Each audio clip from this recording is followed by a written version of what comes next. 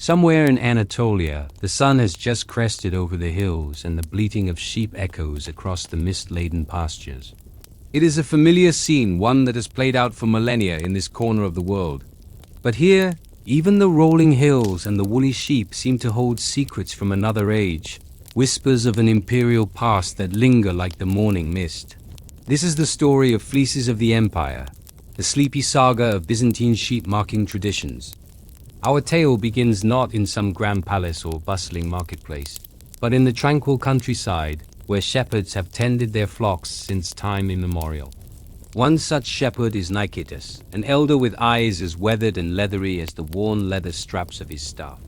His face, etched with the passage of seasons and his years, is a testament to a life lived in harmony with nature, under the watchful gaze of the Anatolian sun. Nicetas's sheep are as much a part of him as the calluses on his hands or the dirt ingrained under his fingernails. Their woolly coats, a tapestry of white and black, are a source of both pride and livelihood. And so when the first hints of spring begin to stir in the air, he knows it's time for the annual ritual, the marking of the fleeces. The tradition dates back to Roman times, when the Emperor Nero, yes, that Nero, enacted laws governing the branding of sheep. But it was during the Byzantine era that the practice took on deeper significance. Each brand, a unique identifier, became a silent herald of the empire's reach. For the Byzantines, order and organization were paramount. Even the wool on their sheep's back bore witness to this. By standardizing the marking of animals, they ensured that trade was regulated, that taxes were collected, and that the emperor's authority was acknowledged even in the most remote pastures. As the sun climbs higher in the sky, casting long shadows across the dew-kissed grass, Nicetas and his young apprentice Demetrius start their day's work. Theirs is a labor of love and precision. The process begins with a careful examination of each sheep. Any signs of injury, any hint of disease must be noted and addressed. For the Byzantines believed in the sanctity of all living creatures. To them, tending to their sheep was more than just a job. It was an act of service, a duty to care for the gifts bestowed upon them by God. And so with gentle hands, Nicetas soothes any distressed animal, ensuring their comfort before the first cut of the shears. Once the sheep are ready, the marking begins. The process is both ancient and intricate. Using a combination of shears, knives, and hot branding irons, they transform fleece into a canvas, each snip and sear creating a design as unique as the sheep itself. These aren't just random patterns. Oh no. Every line, every curve, and every dot holds a secret, a silent testimony to the sheep's journey through life. A ring round the neck tells of shearing seasons gone by. A star on the shoulder speaks of lineage and health, while a crescent moon on the leg denotes the year of birth. By deciphering these markings, one can glean a sheep's entire life story without uttering a sound. It's a language written in wool and understood by those who have mastered its silent script.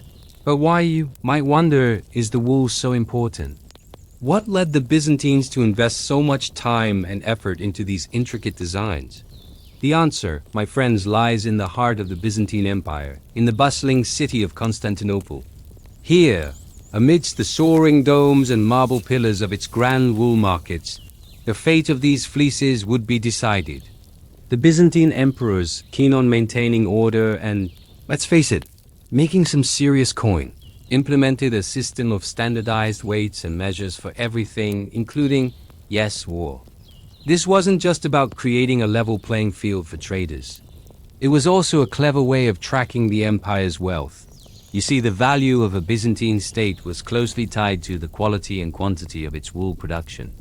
By keeping tabs on the wool, the emperors could gauge the economic health of their far-flung provinces. And what better way to keep tabs on things than to give each sheep a personal ID? Now, you might imagine that this system was a source of endless headaches for our poor old Nicetas and his fellow shepherds. After all, who wants to spend their days counting sheep? Well, not our shepherds, that's for sure. But being good little Byzantines, they knew better than to question imperial edicts. So they dutifully marked their flocks, ensuring that every fleece carried the emperor's stamp, both literally with a brand bearing the imperial insignia and figuratively with the myriad stories encoded in their woolly attire. But let us not forget that these sheep, for all their importance to the empire, are still, well, sheep. And as such, they are prone to, shall we say, accidents.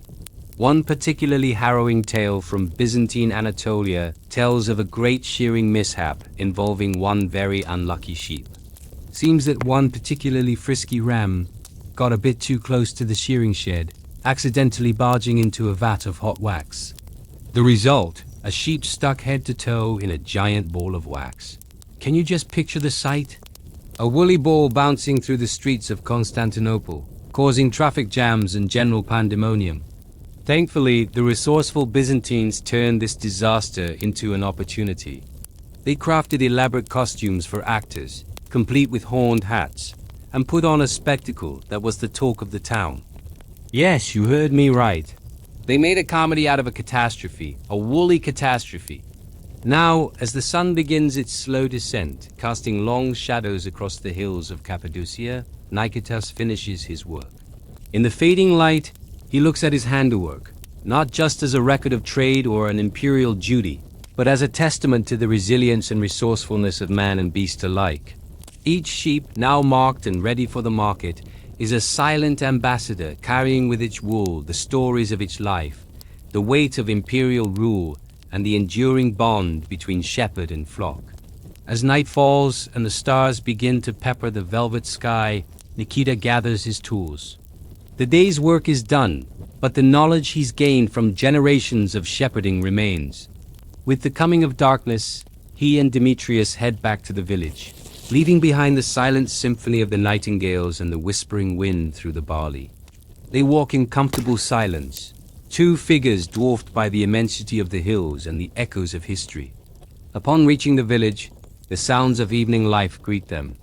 The murmur of voices, the clatter of pots, and the laughter of children fill the air, creating a comforting melody that lulls the soul. The sight that greets them is one of rustic charm.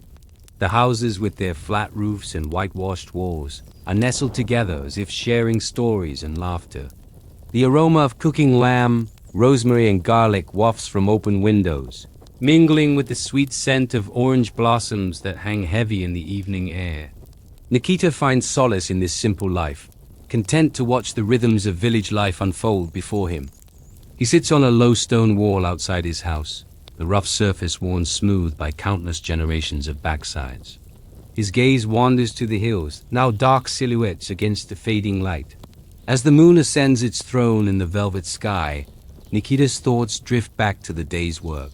He recalls the feel of the worn leather strap in his hand, the reassuring weight of his shears, and the precise touch needed to brand each fleece. It's more than a job. It's a connection to the land, to his ancestors, and to a way of life that has endured for centuries. He sees in his mind's eye the intricate designs on the sheep's wool, each mark a silent testament to the sheep's journey through life.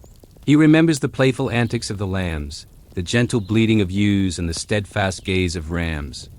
The life of a shepherd may be hard, but it is a life of simple joys and deep connections, a life interwoven with the very essence of nature. And so, as the night deepens and the stars begin to twinkle above Cappadocia, Nicetas finds peace in the quiet contemplation of a life well lived. A life marked not by the passage of time, but by the timeless connection to the land and its woolly inhabitants. And that, my friends, is the end of our first chapter. Join us next time as we continue our woolly adventure, where the fleeces of the Byzantine Empire hold more secrets and adventures than you can shake a staff at. Until then, keep an eye out for those sneaky sheep, and remember, even the smallest lamb can grow up to be a woolly legend. The sun had climbed halfway up its celestial ladder by the time our heroes arrived at the edge of the imperial sheepfold. The vast enclosure sprawled before them like a woolly carpet where thousands upon thousands of bleating sheep awaited their turn to be marked with the insignia of the Emperor Leo III. Our intrepid band consisted of the following: the eunuch head of the imperial household, the imperial treasurer, the steward of the royal flocks, 2 imperial secretaries, and Leo's son, the future Emperor Constantine V, who at age 12 already sported an impressive set of mutton chops. The preparations for the great marking, which had started at dawn, were now complete. Tents had been erected to shelter the scribes and officials from the sun and to provide shade for the emperor and his court. A raised platform adorned with purple cloth lay ready for Leo's arrival, complete with a throne. And the sheep themselves had been carefully sorted into lots of about 50 each, penned up neatly in rows and numbered with leaden seals hanging from their necks.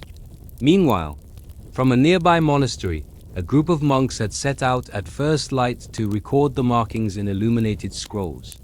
They had journeyed for several hours down dusty roads, walking barefoot and carrying nothing but staves and leather pouches. Now they stood silently watching the proceedings, their coarse black robes swaying gently in the breeze, their heads tonsured and shaven in the manner of Saint Basil. Among them was a scribe renowned throughout the land for his beautiful lettering, who would later become known as Saint Methodius, the monastic ledger monk. His name doesn't really roll off the tongue, so we'll just call him Matthew. As the minutes ticked by, buzz of anticipation grew among the assembled courtiers. All eyes were turned towards the far end of the enclosure, where a small hill had been covered with fresh-cut turf and smoothed into a perfect mound. From here Leo III would make his grand entrance riding on a golden howdah on the back of an elephant, just like a real life-sized version of that toy you had as a kid, except in this case the elephant was real. The howdah was gilded gold and Leo was wearing one of those big hats that real emperors wear. And then, as if emerging from the mists of legend, the elephant appeared, followed by Leo himself astride on its back. The crowd prostrated themselves before him, and he returned their greetings, raising a hand in blessing. With a solemn air, Leo alighted from his mount and took his seat on the prepared dais. The elephant trumpeted twice, shook its head to scatter the sheep droppings from its tusks, and lumbered away to the sound of cymbals crashing and the crowd cheering. For a moment, the only sound was the soft bleating of the sheep and the murmur of the crowd. Then Leo rose from his throne, lifted a gold-tipped staff, and with a gesture to the imperial secretary standing beside him, gave the signal for the proceedings to begin. At once 2 stout eunuchs stepped forward from the crowd, each carrying a silver platter with the imperial insignia, a double-headed eagle, one on each arm. These eagles were no mere trophies. They were living, breathing talismans of imperial power, each feather meticulously adjusted to form the likeness of Leo's proud emblem. The first sheep, bearing the number 1 seal around its neck, was led forward by a pair of attendants. It was pushed towards the dais where Leo, holding one of the silver platters aloft, dipped his fingers into a pot of crimson dye. Taking a deep breath, he reached forward and with a single deft stroke of his finger, painted the wool of the poor animal with the imperial mark. This done, the lamb was led away to join the growing flock of marked sheep, now forming a miniature flotilla of imperial banners waving in the breeze. One by one, the sheep were led forth and marked with the sign of Leo's house. Each stroke of color was a testament to the continuity of the dynasty, each completed lamb a prayer whispered into existence that the emperor's bloodline would flow through the veins of these very sheep as surely as their wool bore the mark of the empire. All the while, the rhythmic bleating of the sheep mingled with the murmurs of the crowd and the gentle sway of the monks' robes. This was the song of the world, a lullaby of empires and ages past, a requiem for the sheep whose fleece would now bear witness to the passage of time itself. The work continued without pause until every sheep had been marked and the last rays of daylight lingered on the horizon. As the crowd began to disperse, a hush fell over the flock of marked sheep. For now, the ritual was done. But the true magic of the fleeces of the empire was only just beginning. The next morning, the first rays of sunlight slanted through the gaps in the monastery's battlements, rousing the monks from their slumber. Today was a special day. The imperial scribes had arrived from Constantinople with their quills, parchment and paints, eager to immortalize the events of yesterday on the pages of their illuminated manuscripts. The monks, still drowsy from their slumber, filed into the scriptorium, their home for the duration of their stay. Here, amid the scent of papyrus and the hushed scrape of quills on parchment, they would labor over their sacred task. Using paints made from crushed gemstones and the juice of rare plants, they would illuminate the vellum. With scenes from the previous day's ceremony, each brushstroke a prayer, each swirl of color a hymn of praise to God and Emperor Leo III. As the sun climbed higher in the sky, casting long shadows through the open windows, the monks worked tirelessly. One monk, skilled in the art of calligraphy, dipped his quill in ink and began to inscribe the deeds of the Emperor Leo III, recording in flowing script the history they were illustrating in paint and gold leaf. Another monk, his face illuminated by the soft glow of a nearby lamp, mixed pigments of lapis lazuli and rose madder, creating shades of blue so intense they seemed to glow from within the vellum. Their work was not merely a chronicle of the imperial procession or the marking of the sheep. It was a testament to the divine order of the universe, a vision of the cosmos reflected in the very strokes of their pens and the hues they chose to adorn the page. The blue of the sky, the green of the earth, the red of the imperial bloodline. Each color had its meaning, each symbol its significance in the grand tapestry of faith and power they were weaving. Outside, the world went about its daily business, but within the scriptorium, time seemed to stand still. The monks were lost in their art, their minds and spirits soaring with the angels as they sang their silent hymns of creation. Hours turned into days, and still the monks toiled, driven by an otherworldly vision of perfection.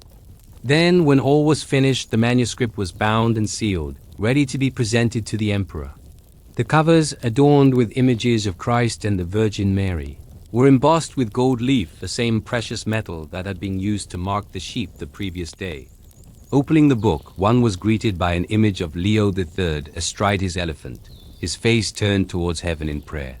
The sight of this painting brought a smile to the emperor's face, for it captured not only the grandeur of the procession, but also the humility of the man beneath the regal trappings.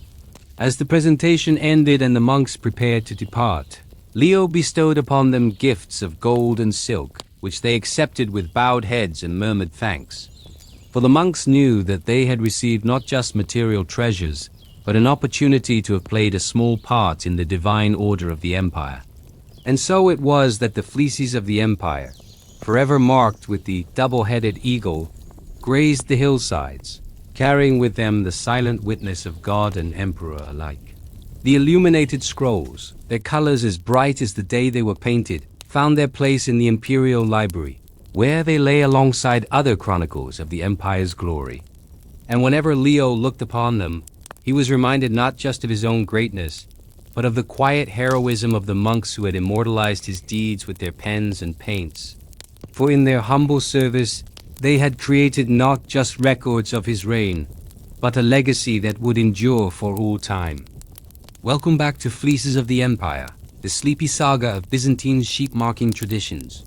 I'm your host, and today we have Chapter 3, Wool and Whispers, so let's get into it. Our story begins in the twilight hours of a long summer evening. The sun dips low in the sky, painting the clouds with hues of amber and rose as it prepares to retire for the night. In the heart of a sprawling estate nestled amidst the rolling hills of Nicaea, young apprentice Dorian diligently assists his master, the elderly shepherd Nikos.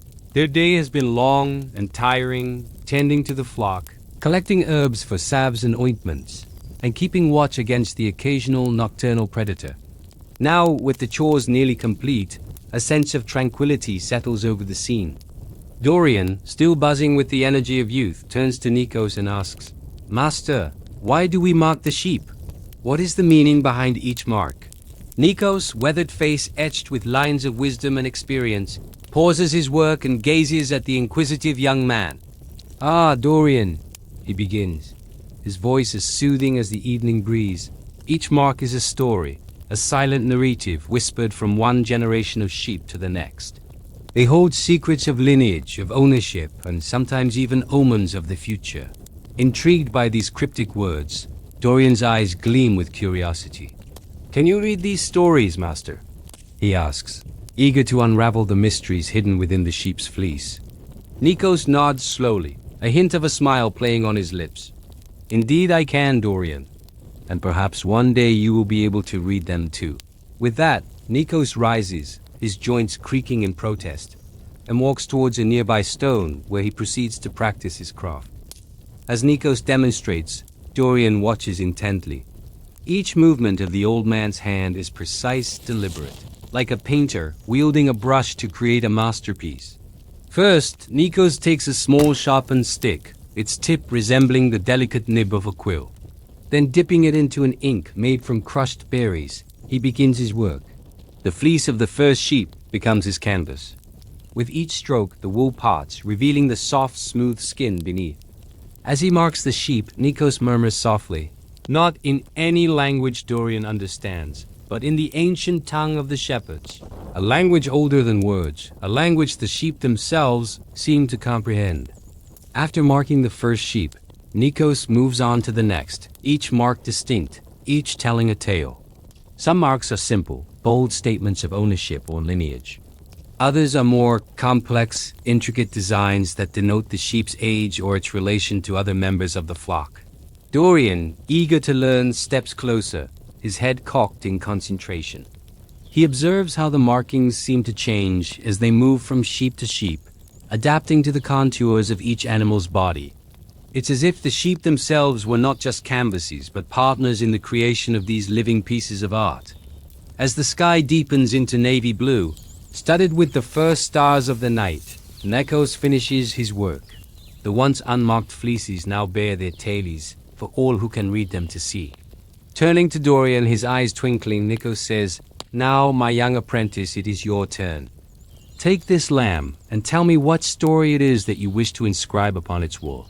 Overwhelmed by the task, Dorian hesitates. All the knowledge he's absorbed during his years as an apprentice suddenly feels like a distant echo. What story could he possibly weave that would be worthy of this moment? He looks down at the lamb, its fleece as pure and untouched as the first snowfall. And then inspiration strikes. In the silence of the evening, under the watchful gaze of the stars, Dorian begins to mark. His hand, guided by an unseen force, starts to dance across the fleece.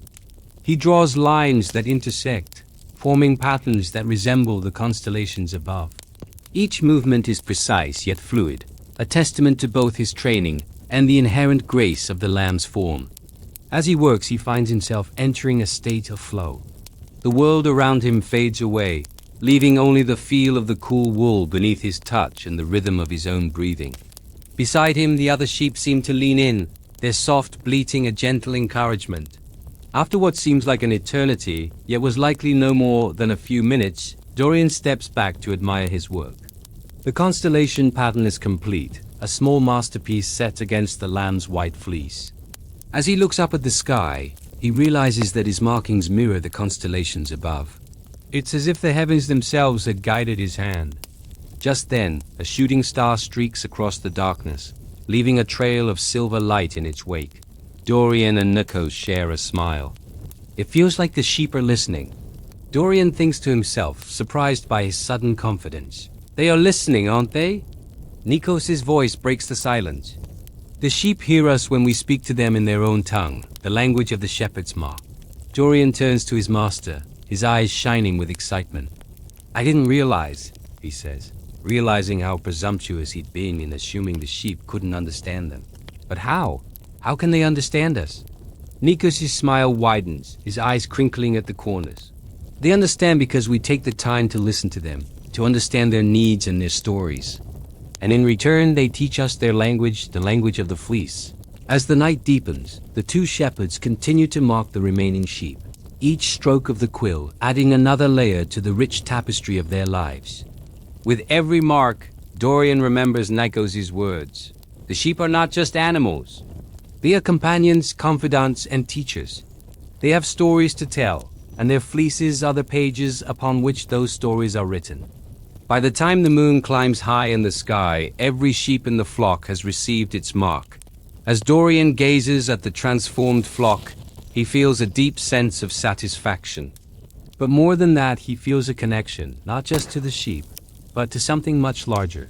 The ancient tradition of sheep marking, a tradition that had been passed down through generations of shepherds. He realizes that he is part of something timeless, a silent conversation between man and animal, between earth and sky. Suddenly, the tranquility of the evening is shattered. A blood-curdling screech pierces the night, followed by the sound of heavy footsteps. A large shape emerges from the darkness, its eyes glinting with menace. It's a wolf, a lone predator looking for an easy meal. The sheep panic, their terrified bleating echoing across the hills. Nico steps in front of the flock, his staff held high. "Go, Dorian!" he shouts, his voice firm despite the tremor in his hands. "Take the lambs to safety. I'll hold it off." Without hesitation, Dorian gathers the lambs, guiding them away from the danger. As he leads the frightened creatures to a safer part of the field, he can hear the struggle between Nikos and the wolf. The wind carries the sound of Nikos' grunts, the thud of paws on the ground and the snarl of the wolf. When he looks back, he sees the dark shape of Nikos wrestling with the wolf, the faint outline of the old man's staff flashing in the moonlight. Realizing the danger, Dorian knows he must act fast. Returning to the main flock, he begins to mark the sheep with hurried strokes, the markings instinctively taking on a life of their own. Each stroke is a prayer, a plea for protection, a silent promise of safety. He doesn't know if the markings will hold, but he has to try. As the battle rages in the distance, Dorian completes his work. When he looks up, the sky is filled with stars, witnesses to the drama unfolding below. The fight between Nikos and the wolf has reached a fever pitch. Suddenly there is a loud snap followed by an eerie silence. The wolf, defeated and whimpering, retreats into the darkness. Nikos, wounded and exhausted, slowly makes his way back to the flock. As dawn breaks, casting the world in soft pastel hues, Nikos surveys his flock. The marks Dorian made during the struggle are smudged, some barely visible, others completely erased. But one stands out, the constellation pattern on the lamb he marked first. It is perfect, untouched by the chaos of the night. Seeing this, Nikos kneels beside the lamb, his eyes shining with admiration.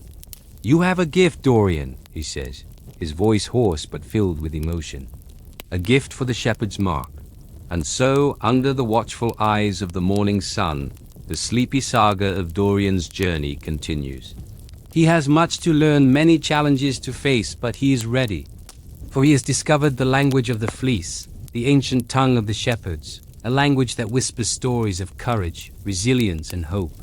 As the sheep bleat softly, their marked fleeces rippling in the morning breeze, Dorian knows he is part of something bigger than himself, a timeless bond between man and animal, a legacy that will endure for generations to come. Thank you for joining us on this episode of Fleeces of the Empire.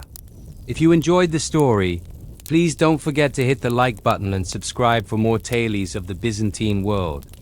The sun was shining, the birds were tweeting, and the sheep were, well, being as fluffy as could be. For it was springtime in the Empire, and with the warmer weather came the season of new beginnings, new life, and most importantly for our story, new fleece. See, when a sheep grows a new fleece, it's a cause for celebration, or at least it should be, because what is a good shepherd if he can't mark his woolly charges? And who are we if we don't tell their stories? That's right. It's time once again for Fleeces of the Empire, where every week we take a look at the symbols Byzantine shepherds painted on their sheep. As you can probably guess from my voice, I am not actually in the studio today. In fact, I am on vacation, which is why this episode is a bit shorter than normal. So consider this your warning. But also, hey, it's a sunny day and I'm off exploring ancient ruins, so how bad can it be? Anyway, let's dive into today's fleece. We open on a wide shot of a group of bearded men standing around talking. They're wearing robes and holding staffs, and they're all standing in front of, well, more men, only these ones are younger and are holding shears. This is the shearing scene, an important part of any shepherd's life. But while normally this would be a moment of great tension, after months of guiding their charges across the hillsides, dodging wolves and bandits, only to get there and have to lop off their warm, fuzzy jackets, well, today is different. That's because today is the day of the Fleece Festival, once held annually at the end of the shearing season, likely in late summer, early fall, where shepherds from all over would come together to show off their prized flocks. Much like a modern cattle show, this festival likely involved a lot of friendly competition, with shepherds showing off the size and quality of their flocks, as well as the neat designs they had painted on them. And that's right, not just one design per fleece, mind you, but entire flocks of sheep, all with matching symbols painted on their wool. Now, unfortunately, outside of a few hagiographies and this one rather raunchy poem by Emperor Alexios Komnenos, we don't have much information about the festival. What we do know comes from these two surviving examples of sheep markings. One from a flock of Emperor Alexios' own flock, and one from a lord named Leo. And while simple compared to later examples, they are full of wonderful detail. The first thing we notice is that the men seem to be grouped up according to their symbols. We can see 4 groups in total, each marked with a different design, and each group seems to belong to a different lord. So these symbols aren't just for show, they also serve as a way of identifying whose sheep belong to who. The first of these symbols is a double-headed eagle, a very popular motif in the Middle East even today, and thus not particularly helpful in figuring out who is who. Indeed, the emperor's own family took their name, the Komnenoi, from this very symbol. But thankfully, we have other clues to help us identify these guys. The second symbol is a long-tailed animal. I know it looks kind of like a bird, but trust me, it's not. Take a closer look. Yeah, those are definitely legs. And if you've been paying attention, you might have already guessed what this is. The very first physionaut we ever met back in episode 1, the salamander. While in that episode, one speculated that the salamanders might have been added to denote imperial property. Here we can see that wasn't quite the case. Here they are, adorning the sheep of a mere lord. But what could this design possibly mean? Well, given that the salamander was often associated with wisdom, perhaps this lord considers himself to be particularly clever. Or maybe he just likes lizards. After all, many shepherds today use symbols that reflect their personal tastes, like the young man we saw in episode 2, who put a fish on his sheep because, well, he liked to fish. Speaking of which, what's that huge fish doing on the sheep next to him? Is this some sort of record for the largest fish ever caught? Hard to say, but it does seem to be related to the previous symbol. You see, this design is made up of 2 fish, and we see a similar design on the staff of one of the men.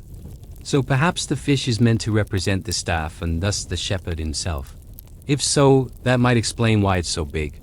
It's not a fish, it's a metaphor, like one of those really big metaphorical fish you see in those cheesy motivational posters.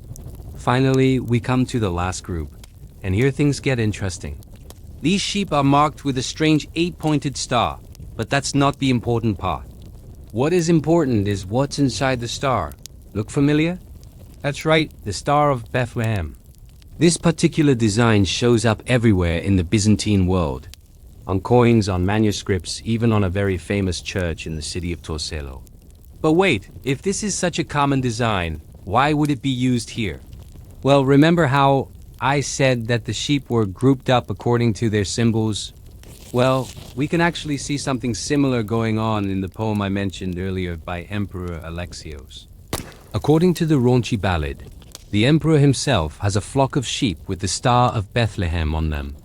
And he's worried that another lord is using the same design. And so at the festival, he sends his servants to find the other owners of the star-marked sheep and demands to know who did it first. And here we finally get to the lost symbol from the title. Apparently one of the old shepherds claimed to have seen a vision in a dream that told him to put the Star of Bethlehem on his sheep. And this was so incredibly fortuitous because apparently the symbol brought good fortune to its owner. And as you can imagine, everyone wanted in on this good luck. Everyone except, of course, the official party of Holy Wisdom. No, don't put a stamp of approval on just anything. Oh, no, sir. And so Alexios set out to find the original bearer of the star to reward him handsomely, promising him 100 gold pieces and the hand of his daughter in marriage. But alas, this fellow was nowhere to be found. And so the search was passed on to the heroes of our tale, 2 peasant brothers named Theodore and John. Now, I won't spoil the whole plot for you, but suffice to say our boys go on a wild goose chase, encountering all sorts of characters. Along the way, including a love-struck nun, a band of Turks, and a magic horse. Okay, spoiler alert, it's not actually a magic horse. The entire poem is actually a thinly veiled allegory for the First Crusade, with the star-marked sheep representing the Holy Land, the various lords acting as different European kingdoms, and our protagonists representing, well, us, the Byzantines. And yeah, the Crusaders didn't exactly turn out to be super respectful of local cultures, even if they did eventually capture Jerusalem. And that is why it is extra ironic that they could unfind anyone who knew the origin of the Star of Bethlehem symbol, because guess who used it first? The Byzantines. But enough about them. Let's get back to the fleece. Remember, we have two examples of sheep markings, the one in the poem and the one on the physical sheep. And while they both date from the reign of Alexios, there are some differences between the two. For one thing, the sheep in the poem seem to have a more traditional long tail, whereas the sheep in the fresco have cut tails, a practice that became popular during the Comnenian dynasty. And while we didn't talk about tail docking in too much detail back then, rest assured it has everything to do with keeping the sheep clean and healthy.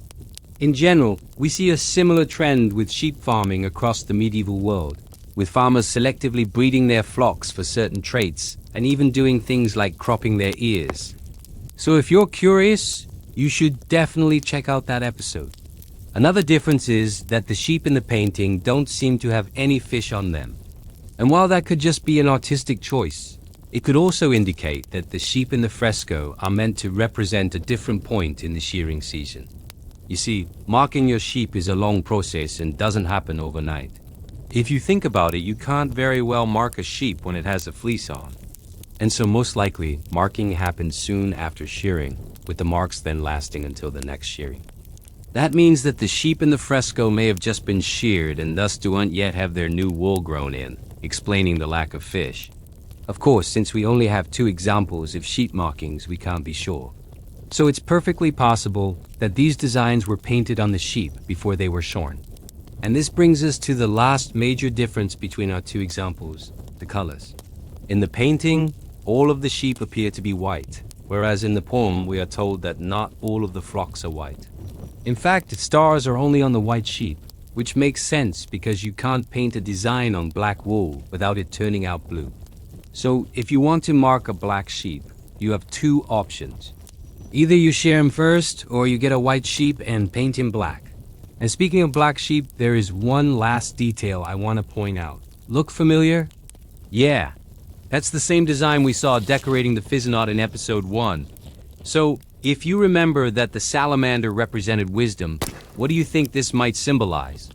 I'll give you a hint. It's not brilliance. Anyway, if you want to keep up with the series, make sure you subscribe. And if you want to learn more about the history of sheep, stay tuned for more information. Alright, now this is gonna hurt. What happens when a sheep gets into a massive fight with a bear? Stay tuned to find out because it's gonna be so cute. Chapter 5, Midday Respite.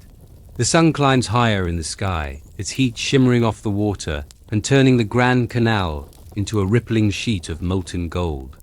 By midday, the gondoliers' broad hats are soaked with sweat and their linen shirts cling to their backs like a second skin. Their faces, tanned and weathered by years of sun exposure, are creased into grimaces as they strain against their oars. The rhythmic splashing of water and the murmur of voices are the only sounds that break the silence of the canals. A lone seagull cries overhead, its cry echoing across the still water. But as the clock tower of San Marco announces the 12th hour, something changes. In the heart of Venice, tucked away from the tourists and the crowds, there's a little known Boccaro, a wine bar where the gondoliers' stories come alive. It's a place where time seems to slow down, where the worries of the world fade away, and all that matters is the good company and the taste of sweet red wine. Our gondolier, Matteo, stops his boat at the foot of a narrow bridge leading to a quiet alley. With practiced ease, he leaps onto the pavement, adjusts his wide-brimmed hat, and walks towards the Rialto market. His two apprentices follow close behind, their steps echoing the rhythm of the waves. Soon they reach the back of a building where a faded sign above a doorway proclaims Vino al Bodigan. This is their midday respite. The little Boccaro is crowded with fellow gondoliers, all of them taking a well-earned break from their labors. Some sit at small tables nursing their drinks, while others stand in animated groups, their voices rising and falling in a familiar melody. The air is thick with the smell of salt, sweat, and wine, a heady mix that clings to the rafters like a shroud. As Matteo enters, a hush falls over the room. All eyes turn towards him, their gazes curious and welcoming. A burly gondolier with a thick red beard catches sight of the apprentices and bellows with laughter. "Look, we got ourselves some fresh meat." He winks at them and raises his glass in a mock toast. "To the young ones, may they bring us many a story to swap over our vino." With a hearty laugh, Matteo joins an empty table, pulling up a stool with a creak. His apprentices linger by the door, their eyes wide with wonder at the scene before them. One of them, a scrawny lad with a mop of unruly brown hair, leans towards Matteo. "How do we get inside one of these crews? They seem so tight-knit." "Ah, patience, mio caro," says Matteo, his voice raspy from years of shouting over the waves. "You must earn their respect and trust. That takes time, a good ear and a stronger back." He gestures with his chin towards the men at the other table, deep in a heated discussion about the best route through the maze of canals. A tall, thin gondolier with sharp features and eyes like chips of ice slams his glass onto the table, making everyone jump. "I say we take the Grand Canal straight to Dorsoduro, then cut through the little canal by the Frari. We'll be there before sunset." "That's madness." "Antonio," says another, his voice booming, "you'd be risking the bacino, and if a polenta or a retro nods that way, we're all goners." "It's the quickest way," argues Antonio, his gaze unwavering. "Besides, what's the worst that could happen?" Matteo shakes his head, a smile tugging at his lips. Antonio was always eager for a challenge, but he had a reckless streak a mile wide. Taking the bacino during the day was like courting danger, especially with a cargo full of valuable silk. The slightest shift in the wind could send the Poloniola tilting, spilling their precious cargo into the hungry waters of the Venetian lagoon. A burly gondolier with a thick red beard clears his throat, drawing everyone's attention. "Enough squabbling, you sound like squeaking crickets. Let's talk about something more pleasant. Tell us, Matteo, how were your fares today? Any lovely ladies seeking romance, or maybe a lost kitten looking for its mama?" The gondoliers erupt into laughter, slapping their knees and shaking their heads. One of them, a wiry man with twinkling eyes, adds, "Or perhaps you found a stray dog, eh, Matteo? A big one that took a liking to your boat and refused to leave." A blush creeps up Matteo's neck and he splutters, trying to deny it, but the others are relentless. They tease him mercilessly about his encounter with the dog, which happened 2 weeks ago. But it's all in good fun, a way of bonding over shared experiences and creating a sense of camaraderie. And Matteo knows better than to try and hide anything from these men. They've seen it all, heard it all, and their curiosity could only be matched by their gossip. Besides, these men are his brothers in arms, his fellow survivors of the unforgiving waters, and he respects them for it. When the laughter subsides, Matteo pulls out a pouch from under his shirt, its contents jingling softly. He lays it on the table, and the other gondolier's eyes light up with interest. Inside the pouch, nestled against each other, are 3 smooth, round pebbles, each marked with a distinctive stamp. These are no ordinary stones. They are tokens of love, symbols of devotion, and they tell a story that has been repeated countless times in the canals of Venice. He looks around the table, meeting each gaze with a solemn nod. "For those of you who don't know, these belong to Signora Isabella. She brought them here to be placed on the altar of Madonna dell'Oro. Her lover, a sailor, gave them to her before he left Venice for the east. Each rock monolozes a wish for his safe return. A sigh ripples through the group, heavy with the weight of unspoken desires and sacrifices made in the name of love. For every gondolier present, there is a story of unrequited love, a secret heartache, or a dream deferred. These stones are silent witnesses to the passions that burn beneath the stoic Venetian facades." Suddenly, a hand slams onto the table, startling everyone. All eyes turn to the newcomer, a towering figure with a face like granite and hands that could crush a man's windpipe. This is Ziani, the leader of the local gondolier crew, and he's not known for his sunny disposition. Ziani fixes his steely gaze on Matteo. Why didn't you tell me she wanted the rocks delivered today? I could have arranged for my son to do it on his way back from Torcello. I thought it wasn't important, Matteo says, his voice barely a whisper. She told me just yesterday afternoon, and I couldn't fit it into my schedule. Ziani's face darkens, his jaw tightening like a vice. You should have asked Niccolo. He would have done it without complaint. But Papa, protests Matteo's apprentice, the lanky one with the unruly hair. You said no mixing business with pleasure.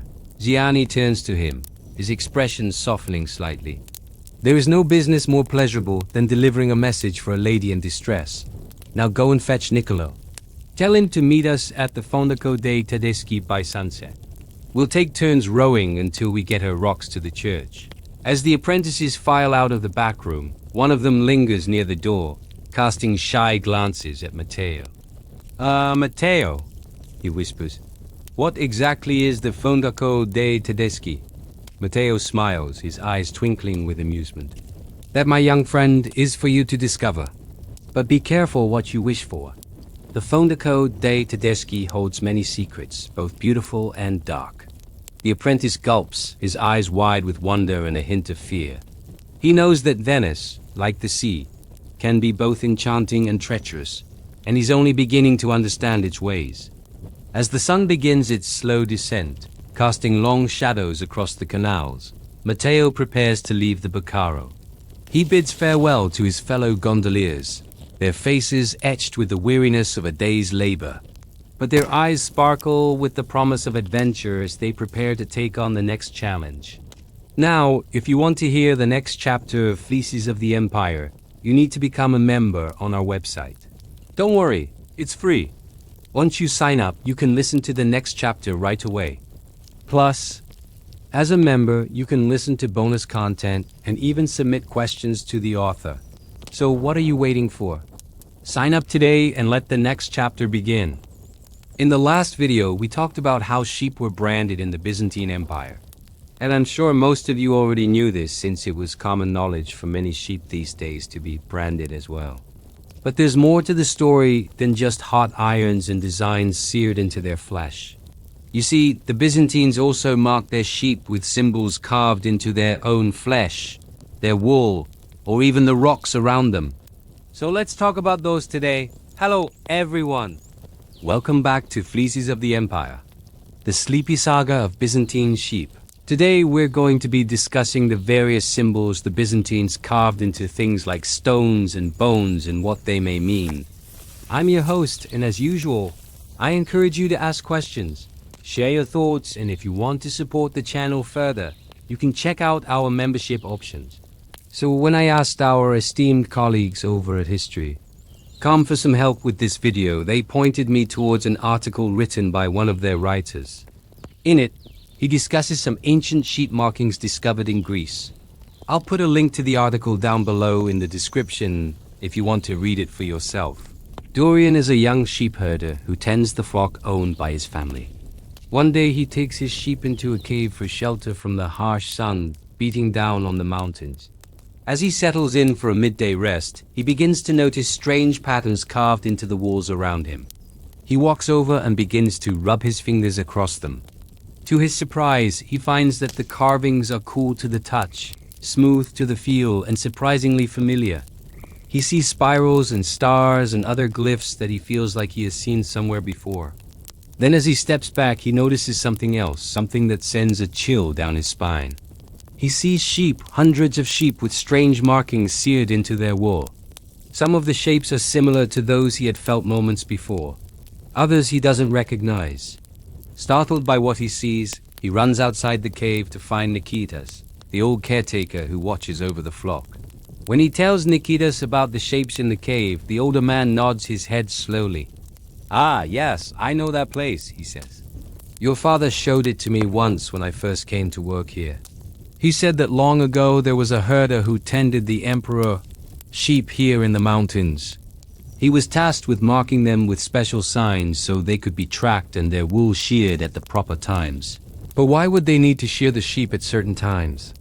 Asks Dorian. Was it for the emperor's wife so he would know when she would have new garments? No, child, that was not it, Nikita says, shaking his head sadly. You see, during the days of the old empire, there were many people who would steal imperial flocks.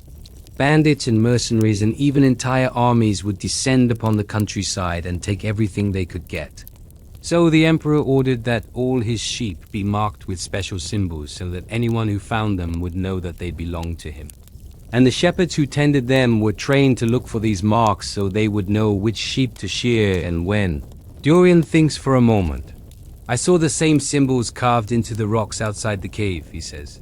Does that mean those sheep are still here? Are the imperial sheep still grazing on these mountains? Nikitas shakes his head. No, the empire is gone now, and these mountains are ours to use as we please. Those sheep no longer belong to anyone.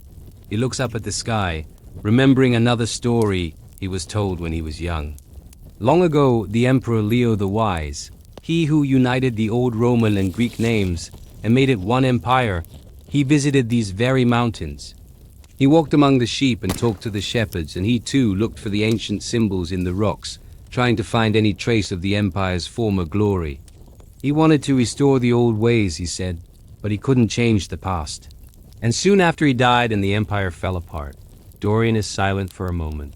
He looks at the ground and traces shapes in the dirt with his staff. Why did you tell me this, Nikitas? He asks. Why bring up stories of empires long gone? Nikitas looks at him, his eyes filled with wisdom born from years of watching the seasons change in the mountains. Because sometimes, child, he says, it's important to remember where we came from. And sometimes it's better not to disturb the ghosts of the past. Not all symbols, Dorian, are meant to return. As we discussed last time, the Byzantines branded their sheep to denote their ownership of the animal. This was done with a hot branding iron, obviously, and usually a rather elaborate one at that. While simple peasants might have used a basic iron with a shape seared into it, wealthier folk might have had very ornate ones with intricate designs. Since the main purpose of the brand was to show who owned the sheep, they would often feature the owner's name or initials along with symbols associated with their family. The next one is one of my favorites, and it shows two deer locked together in a loving embrace. And above them is the Greek word for noble. Above that is a cross, denoting the Christian faith of the owner, and below that is the owner's name, Theophilus. Now, to be honest, I don't really know much about heraldry, so I'm not sure how well this example follows whatever rules that field is based on. But I do love this design. There's just something so charming about two deer locked together, especially when they're sharing a monogram. Oh, and this one's really interesting as well. It's got a fish, which is a symbol of Christ, with the Greek letters Alpha and Omega on its tail. The fish itself is inside of a wreath, probably signifying victory. And below that is the Greek inscription for a trophy of good things to come. It's really interesting because you can see the different styles of lettering. Here, the decorative style of the Alpha and Omega stand out compared to the more basic letters used in the rest of the inscription. But it's fascinating to see how people in the past tried to fit messages into small spaces. Oh, and look at this one. It's a little hard to make out, but this is one of the few examples I could find of a brand that is just a single design. Here, there are several different shapes combined into one brand. So in the center, we've got a fish again. And then around it are some sort of plant. I'm not sure what kind. And then above that are 3 stars. Again, there's a lot of religious iconography in these brands. The next one comes from a different source, but I thought it was pretty interesting. It's got a rooster, which I'm assuming is supposed to represent vigilance, a grapevine or ivy forming a crown around it, and the Greek letter E with a vertical line through it. If you're wondering, that letter is called a Phoenician letter, and it was used by the Greeks to represent the sound H. So basically, this guy's name was probably Heraclides. But what about those other markings? The ones not seared into the sheep themselves, but into the landscape around them. Well, the practice of carving symbols into rocks is an ancient one, and one that predates the Byzantine Empire by thousands of years. As I discussed in the last video, there are examples of rock art featuring sheep from as far back as 7000 BCE, with many more examples showing other kinds of animals and geometric patterns. It wasn't uncommon for nomadic groups to carve into rocks, either claiming the space for their own or leaving behind a piece of their culture and history for others to find. In the case of the sheep markings left by the herders of the Eastern Roman Empire, it would have been a way to claim the land for their master, the emperor. After all, he owned most of the land in the empire, but it would also have served as a form of identification. A quick glance at the rocks while passing through a mountain pass would have allowed the herders to quickly determine whether or not the sheep they were looking at belonged to the emperor. And if they did, then whoever tried to steal them would know that they were in for a world of hurt. You see, the Byzantine army was incredibly well trained and disciplined, and they took great pride in their service to the emperor. So, unless the bandits or thieves were planning to declare war on the Eastern Roman Empire, then they would probably run away after seeing that the sheep they stole belonged to the emperor. Some of the symbols carved into rocks were the same as those used on the sheep themselves. Spirals, stars, and crosses are a few examples that come to mind. But there were also others that were unique to the rocks. Take a look at this one, for example. What could it mean? Here's another one. Do you think this is a bird of some sort? And here's one more. I think this one's probably a tree, but I'm not sure. Well, that's it for this episode, folks. I hope you enjoyed this little foray into the world of ancient sheep. Did you learn anything new? Did you find any of the designs particularly interesting? Let us know in the comments section below. And of course, thank you all so much for watching and supporting the channel. We couldn't do any of this without you. So until next time, stay safe, stay awesome, and remember, John shot first. The previous episode ended with our protagonist, Nikita, having just taken over his late father's estate in the middle of the 10th century. He now owns a flock of sheep, part of the imperial quota that his father had to fulfill as a condition of their noble title. But he has no idea how many sheep he actually has or what they look like. So let's find out. Morning light filtered through the tent flaps, rousing Nicetas from his sleep. Sleepily, he got up and pulled the tent flaps open, revealing a sight that made him gasp. Before him stretched a sea of woolly bodies, more than 200 sheep, all bleating loudly, and not one of them had a brand. He rushed to his late father's study, grabbed the record book, and returned to the sheep pen. Consulting the record book, he started checking off sheep. Meanwhile, back at the palace, Emperor Leo the Wise sat on his throne, listening to a report from an official. "Your Imperial Majesty," the man said, "last year, your sock received 380 pounds of wool from this estate, but so far only 120 have been delivered, which is worrying because we have heard that Lord Kotikos has passed away and his son has taken over the estate." Leo nodded, stroking his long white beard. "Well, if the boy is as lazy as his father was greedy, the quota will go unmet. Call the tax collector and tell him to go to Seret and make sure he gets the remaining wool due by the end of the month. If not, let him bring the sheep into the city to be sold and the money sent to the treasury." The official bowed and left the room. In the sheep pen, Nicetas had just finished counting his animals. To his horror, he was short 200 sheep. Panic seized him. How would he possibly get the quota fulfilled by the end of the month? Then he remembered his cousin Fotis, who lived on a nearby estate. Maybe he could borrow some sheep from him. With the quota now safely fulfilled, Nicetas felt relieved. Then suddenly the sound of heavy footsteps and voices broke the peace. He ran to hide, watching in horror as a tall, powerfully built man with a stern face and a silver chain bearing the imperial seal entered the sheep pen with 2 guards. "My name is Artabas," the man said loudly, "Imperial tax collector. I have come to inspect the wool and the marks of the imperial flocks." He strode toward Nikita's hiding place. Nicetas thought quickly. Should he reveal himself? No, it was too risky. What if the tax collector accused him of fraud or demanded extra taxes? So he decided to play along. Pretending to be a lowly servant, he said, "The wool is in the storehouse, but the master is not here. Should I get him?" Artabas waved his hand dismissively. "No need. Show me the wool." Nikita led Artabas to the storehouse. As the others went inside, he signaled to a farmhand to hide the sheep brands. As the tax collector inspected the wool, Nikita kept stalling, hoping he wouldn't notice the missing sheep. But Artabas soon caught on.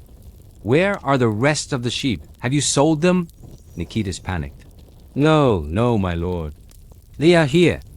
I assure you, I just sheared them recently and they are out in the fields grazing. Artabas wasn't buying it, but he didn't want to cause a fuss. He knew that the quota system was unpopular and that the nobles hated paying their wool tax. So he decided to cut Nikita some slack. I am not a fool, he said sternly.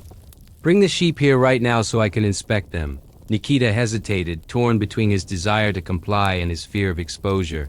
But Artabas's gaze was unwavering, so he reluctantly agreed. In the fields, Artabas inspected the sheep carefully, looking for any sign of fraud. He poked and prodded them, checking their teeth and their coats. All the while, Nikitas watched anxiously, afraid that something would go wrong. Finally, after what seemed like hours, Artabas found the sheep with a brand. So this is the mark of the imperial family, he said, holding up the sheep for all to see. What is the significance of this mark, sir? Nikitas asked, trying to hide his relief. This mark is a symbol of our loyalty to the empire, Artabas replied proudly. It shows that you pay your taxes and follow the emperor's laws. It is a mark that all servants of the empire bear with honor. Nikitas nodded slowly, still struggling to contain his relief. Then, as if remembering something, he asked, but why did my father have an unbroken line of sheep? Wouldn't it be easier to replace them when they died or were sold? Artabas looked at him sharply. Are you accusing me of fraud, boy? I put the mark on your sheep myself. No, my lord. Of course not, Nikita stammered, realizing that he had made a terrible mistake. Artabas stared at him for a moment, then turned back to the sheep. Very well, he said finally. Let us finish the inspection. As the inspection continued, Nikita noticed something strange. Artabas seemed distracted, often stopping to stare off into the distance. Sometimes he even muttered to himself. Concerned, Nikita decided to approach the tax collector and ask him if everything was all right. Artabas jumped at the sound of Nikitas' voice and quickly composed himself. Of course, he said with a forced smile. It is always pleasant to inspect loyal subjects and their fine flocks. He turned back to the sheep, his eyes distant once again. Nikitas wasn't convinced, but he respected the man's position and didn't press him further.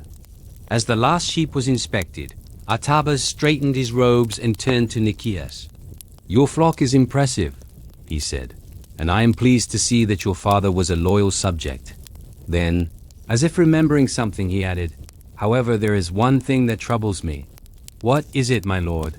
Nikitas asked, his heart sinking.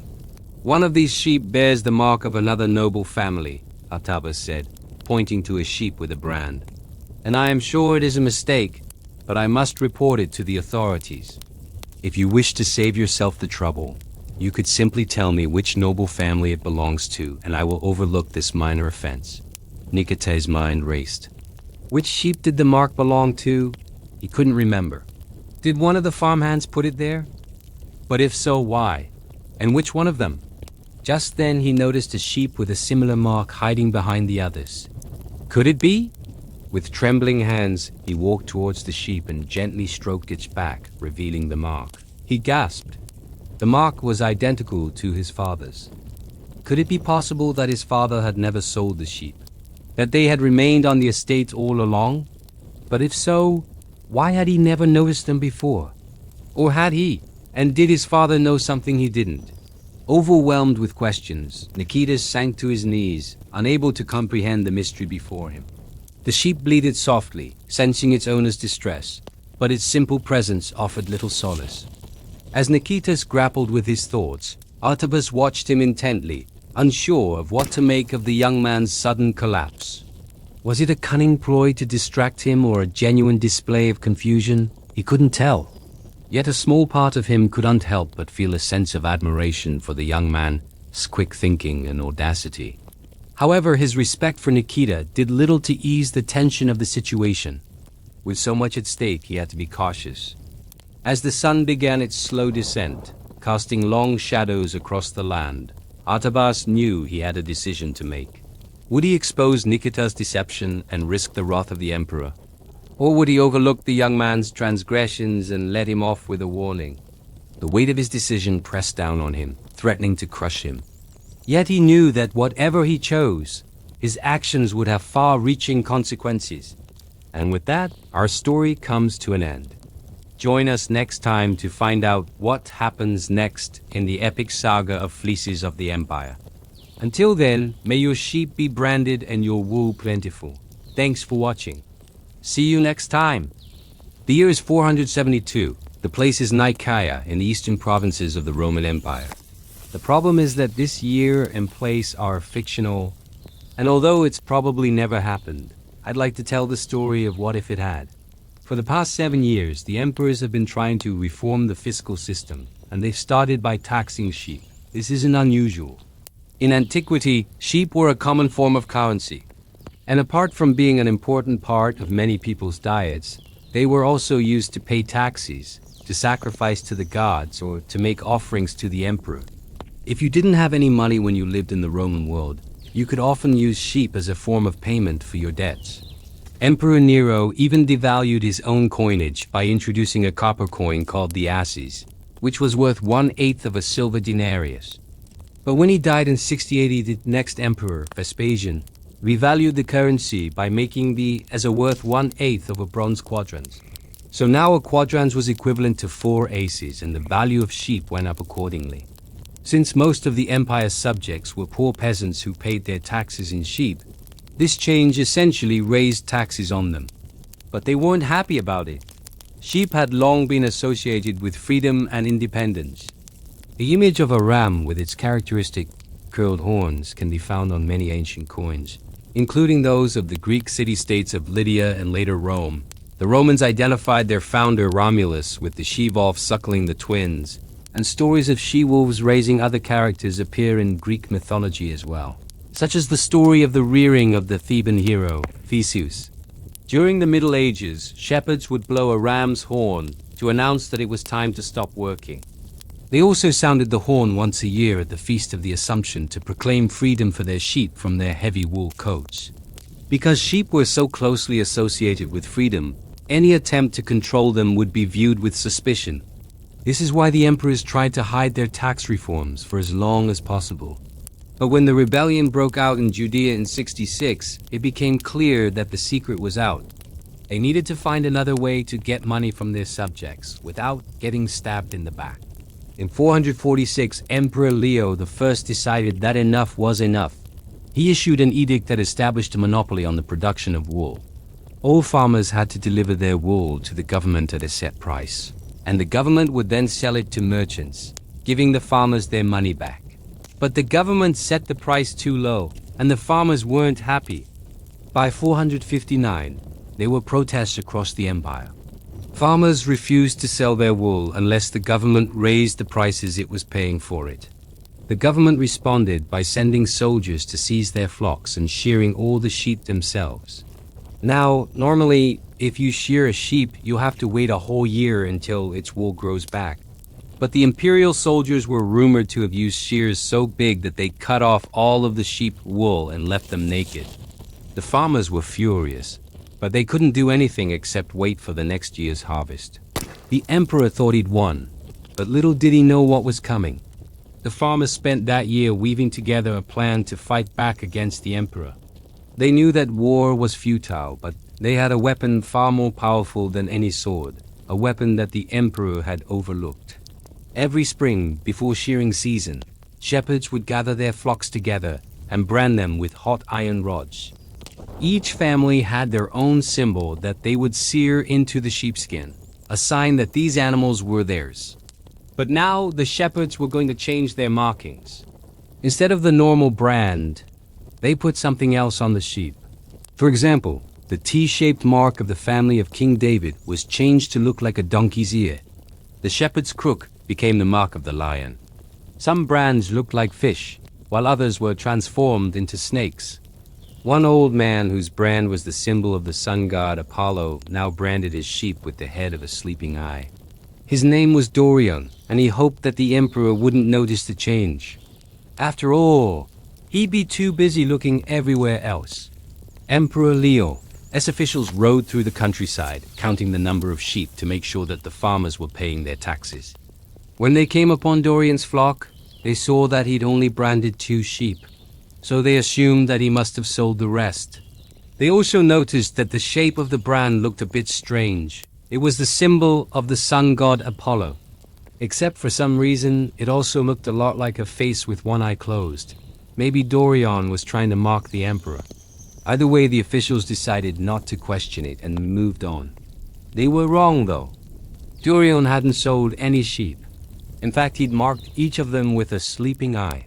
That wasn't actually the real brand of anyone in the village, and the government officials hadn't noticed that every animal in his flock had the same mark. None of the sheep were bald because they'd all been shorn.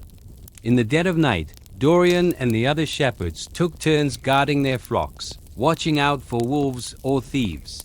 They also watched over their sheep as they gave birth to lambs. Every single lamb born that year sported the mark of the sleeping eye. At first, it seemed like the tax collectors hadn't noticed anything. That was until one day when they visited Doris's farm. He was shearing his sheep as usual, and they asked him how come he had so few animals. He shrugged and said, "I sold the rest." Then they noticed that all of his sheep had the same mark, and they got suspicious. They arrested Dorian and accused him of stealing the emperor's sheep. He denied it, saying he'd sheared all of his sheep. The tax collector shrugged and said, "Well, that makes sense. Why would a thief try to steal an already shorn sheep?" At that moment, all of Dorian's neighbors came running over, and they all had the same mark on their sheep. It was then that the tax collector realized what had happened. He searched the nearby farms, and sure enough, he found that everyone there had replaced their brands with new ones. It looked like a full-scale rebellion, and the emperor was none too pleased. Soldiers arrived at the village and began arresting everyone who had changed their brand. Many of them confessed that they'd done it to avoid paying the emperor's taxes, and they implicated their neighbors. Soon, dozens of people had been arrested. The next day, they were paraded through the streets of Nicaea and beheaded. Of course, Dorian was arrested too, but he didn't confess. He simply looked at the soldiers and said, "You should probably check your sheep." They did, and they soon realized that every sheep in the imperial stables had the mark of the sleeping eye. They didn't know it yet, but Dorian had started a movement. As news spread about the arrests in Nicaea, other villages started doing the same thing. All over the empire, sheep bore the mark of the sleeping eye, the mark of the silent protest. The emperor couldn't collect taxes, but he couldn't think of any way to punish the sheep. So in the end, he just let them be. The farmers had won this battle, but the war over taxes was far from over. Thanks for watching.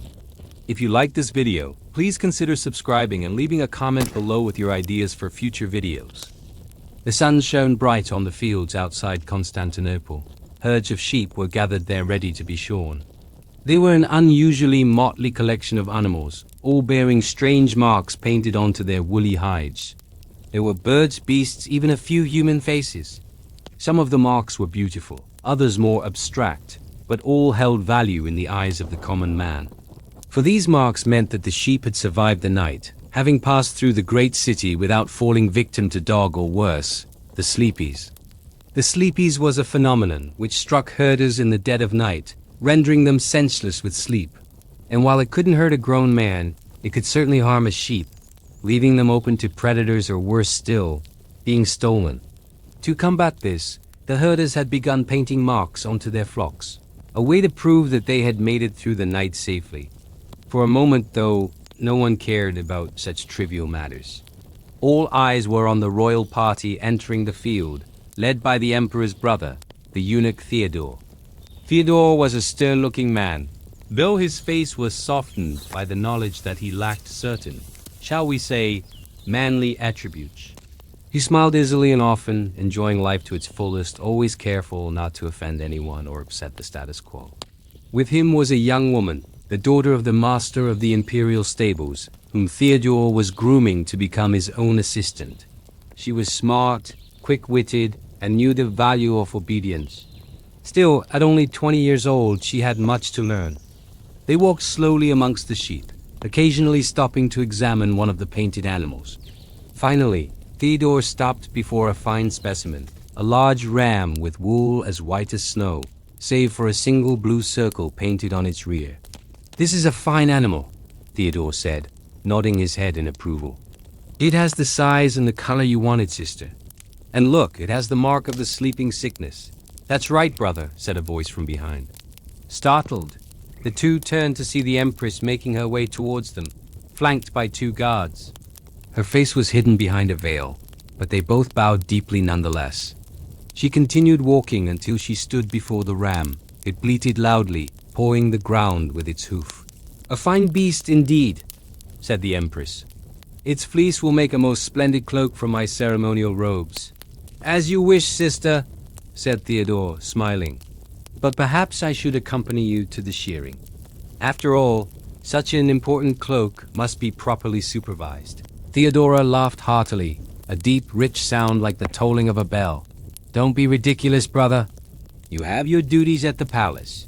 Just send word to the steward and let him know what we need done with the wall. He'll ensure it's done properly. Theodore nodded his head, still smiling. But as the Empress reached out to stroke the ram's back, she noticed something. Painted onto its fleece just above the circle was a sleepy eye, barely visible but still clear. Her fingers traced the design, her face growing serious. Is this the shepherd's mark? She asked quietly. Startled by her sudden change of demeanor, Theodore hurried over and peered at the sheep. He frowned. Yes, sister? This is the sign of the shepherd who tends the western flock near the aqueducts. What is it to you? It's nothing, she said quickly, forcing a smile. I just thought it might be an omen. But surely you don't believe in those silly things, brother. He chuckled nervously, glancing from the sheep to his sister and back again. Of course not, sister. Only the barbarians in the mountains take such things seriously. Theodora turned back to the sheep, her eyes narrowing slightly. Then how do you explain this? She asked quietly. Theodore shrugged helplessly. Perhaps it was done by one of the stable boys who supports the shepherd's mark.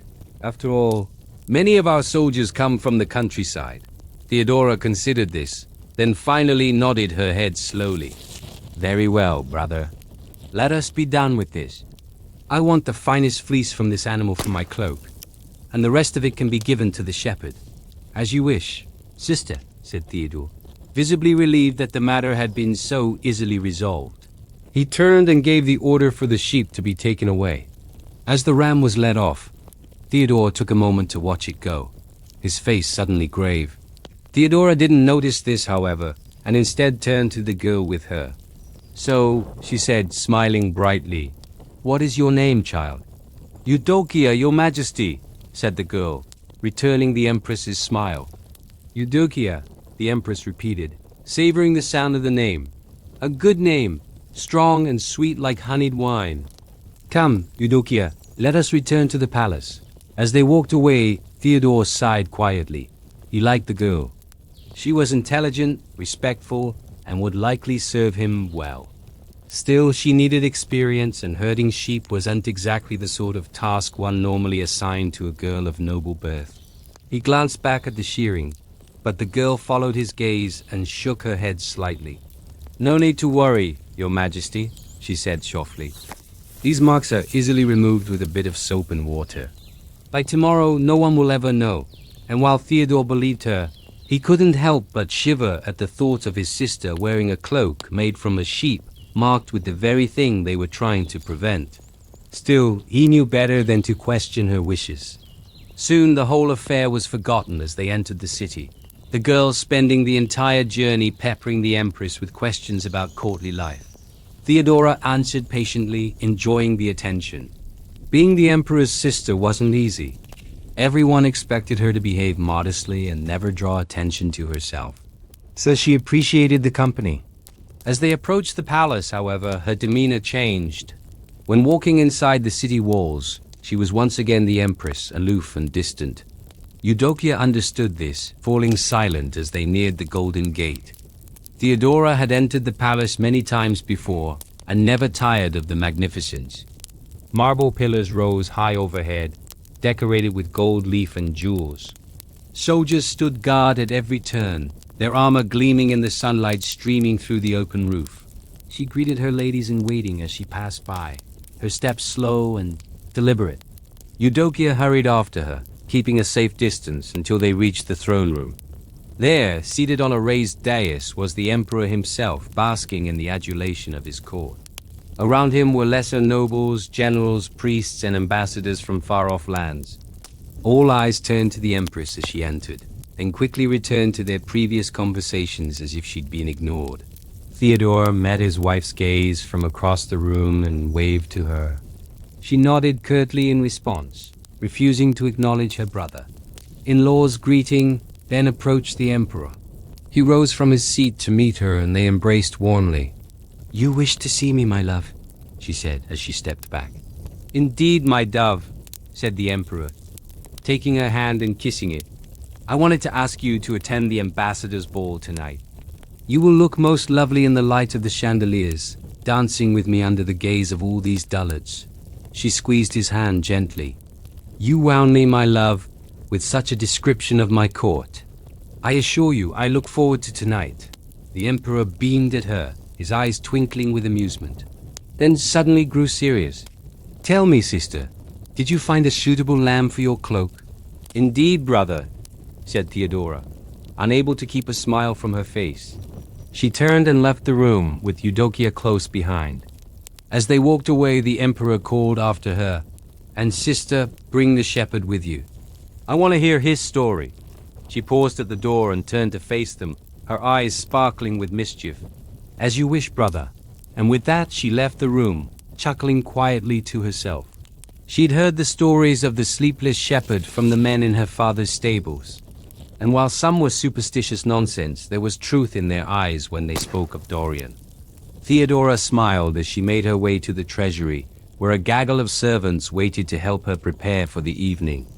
Tonight, she would have her revenge on those foolish enough to mock her. For the shepherd's mark was a secret known only to her and those closest to her, and soon all of Constantinople would be wearing it. The rain was coming down in sheets, so heavy that it obscured the path ahead and turned the ground to thick, sloppy mud. Lightning flashed, illuminating for a split second the terrified faces of the flock. Thunder roared across the valley. So much for a leisurely stroll back to the shepherd's hut. This storm had come out of nowhere, scattering the sheep all across the hillsides. Dorian cursed under his breath as he struggled to keep upright in the driving rain. His soaked tunic clung to him uncomfortably, and the wind threatened to snatch the hat off his head. He'd been tending the emperor's flock for 3 years now, ever since his father had died and left him in charge of the family business. 3 years of shepherding imperial sheep on these hillsides, watching them graze and keeping an eye out for wolves. It was hard work, lonely work, but honest work, and Dorian liked nothing more than the feel of sunshine on his face as he walked among his charges. Today, though, the storm had taken away that pleasure. All he could think about was getting back to the relative comfort of the hut before he, too, was as drenched as the sheep. But then he saw something that made him stop dead in his tracks. In the distance, huddled together on the hillside, were 5 sheep, their heads bent low against the wind. But they weren't any ordinary sheep. They were the 5 fleece sheep, the ones whose fleeces the emperor himself had marked with special dyes at the start of spring. That was the reason Dorian had been given the job of shepherd in the first place. Not because his father had been friends with the emperor, but because the emperor had been looking for someone trustworthy to watch over these sheep. The tradition went back many years. Each year the emperor would choose 5 lambs at the start of spring and have their fleeces dyed in different colors. Then he would send them to the provinces, one to each of the 5 great cities, where they would be paraded through the streets with great fanfare. At the end of summer, when they were returned to the imperial court, the 5 sheep were a spectacle, their fleeces bearing witness to the passage of time and the journeys they had made. For the people of the empire, it was a way of the emperor marking time, a reminder that even in the darkest winter, spring would eventually return. And for the emperor, it was a way of keeping in touch with the common folk. How else could a man who spent most of his days poring over scrolls and maps and making decisions that affected millions know what it was like to be a humble shepherd, a farmer, or a merchant, unless he had some small flock of his own to tend? And so it fell to Dorian and his father before him to ensure that the fleeced sheep remained safe and sound, returning to the emperor at the end of summer, bearing witness to another year passing in the empire. Now though, watching them huddled on the hillside in the driving rain, Dorian felt a surge of panic. What if one of them got washed away in the torrent? What if a wolf managed to sneak up on one of them while they were disoriented? What if he himself couldn't find them in this deluge? Without the markings on their fleeces, he might not be able to tell which sheep belonged to the emperor and which were his father's, if any of those sheep ended up missing. Dorian knew what the consequences would be. He'd be thrown out onto the streets of Constantinople without a single piece of gold to his name. Shaking off his panic, Dorian set off to round up the sheep, battling through the thick mud and trying to stay upright in the wind. He called out to the sheep, hoping that they would hear him above the din of the storm. And slowly, one by one, they began to stir, their ears twitching as they listened for their shepherd. One by one, they began to move downhill, shambled towards him, and Dorian's heart sank. Sure enough, 4 of the 5 fleeced sheep were there, but one was missing. Where was that last one? Had it been washed away by the stream? Had a wolf managed to make off with it? Then he saw a flash of red in the distance. There it was, struggling to keep its footing on the narrow path along the ridge. With a shout, Dorian began to run, making his way as fast as he could through the thick mud. The sheep were used to the rough terrain and were nimble enough to navigate the slippery slopes without too much trouble. But Dorian found himself slipping and sliding with every step. The fleeced sheep were almost there. All he had to do was get to them before they reached the end of the path, and then he could lead them back down into the valley. But just as he reached the first sheep, the path gave way under his weight. He felt himself falling, tumbling down the hillside, sliding closer and closer to the edge. With a scream, Dorian threw out his arms, trying to snag hold of something, anything to stop his fall. But there was nothing to hold on to. He was going to fall. He closed his eyes, bracing for impact with the rocks below, but it never came. Instead, he felt something soft and yielding beneath him. He opened his eyes and found himself lying on top of a large, very much alive sheep. "Are you all right?" he asked sheepishly, scrambling to his feet and dusting himself off. The sheep bleated nervously and tried to scramble away, but Dorian was quicker. He grabbed the sheep by the fleece and pulled it back. Then he squinted, trying to pierce the wool. Was that a dye mark he saw on the wall? He reached out, pushing aside the fleece until he was sure. Yes, it was one of the emperor's sheep, the one he had been looking for. Relief flooded through him, and he sank to his knees beside the sheep, burying his face in its fleece. He had found her. She was fine. The storm was still raging around them, but Dorian didn't care. He had the sheep, and that was all that mattered. The rest of the flock had made it back to the path safely, and Dorian could hear them bleating impatiently. It was time to go. He stood up and started to lead the sheep back down the hill, his heart lighter than it had been in days. As the storm began to ease and the clouds parted, revealing glimpses of the blue sky, Dorian rounded up the remaining sheep and started leading them back to the hut. They were all accounted for, and now he could relax a little. Well, he would have relaxed if he hadn't been so filthy. The mud had dried on his skin, and the thought of spending the night in his soaked clothes was enough to make him shiver. But then he remembered the fleece. He stopped and reached out, laying his hand on the soft wool. These sheep weren't just symbols of the empire. They were also a part of it. They were his livelihood, and taking care of them meant making sure they were clean and healthy. He looked from the fleece to the sheep and back again. Could he use the fleece to wipe himself off? He hesitated only for a moment. What else was he going to do? As the sun finally broke through the clouds, casting long shadows across the valley, Dorian arrived back at the hut, leading the flock behind him. His clothes were a mess, but he was clean. He had used the fleeces of the 5 sheep to wipe himself off until he was almost pristine. In fact, the only thing that was still dirty was the fleece on his back, the one that had been closest to the ground, but even that wasn't ruined. All he had to do was find a clean spot and lay on it until the dirt rubbed off. And so, as the other sheep grazed peacefully in the morning sunshine, Dorian laid on the clean earth, enjoying the feel of the warm sun on his skin. He closed his eyes and smiled. Maybe being a shepherd wasn't so bad after all. When the emperor's emissaries arrived to take the fleeced sheep back to Constantinople, they found Dorian waiting for them, his own fleece spread out beside him like a carpet. He rose to his feet and bowed his head as they approached. "I have your sheep, sirs," he said, gesturing to the magnificent flock. Their fleeces were a riot of color, the red, green, blue, and gold shining brightly against the white wool. The emperor's men nodded their thanks and reached out to stroke the nearest sheep, their fingers sinking into the soft wool. "And how is it that you are so clean?" one of them asked, glancing at Dorian's spotless tunic. Dorian hesitated, unsure how much he should reveal.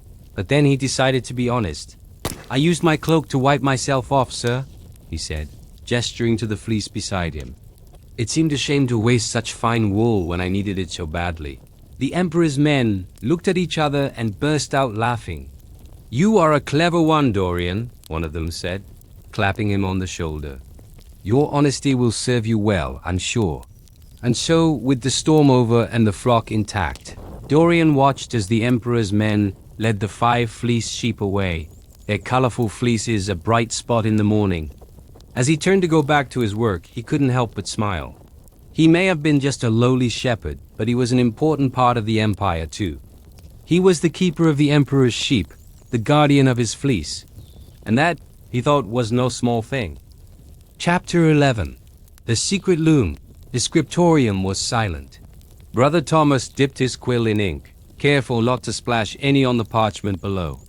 Across from him, Brother Gregory carefully peeled back a piece of dried lambskin, revealing the intricate pattern woven into it. He traced his fingers over the threads, each one a different color, making up what looked like a child's toy. But these weren't random arrangements of yarn. Each thread held a secret, a message that needed to be decoded. But who sent this message and why?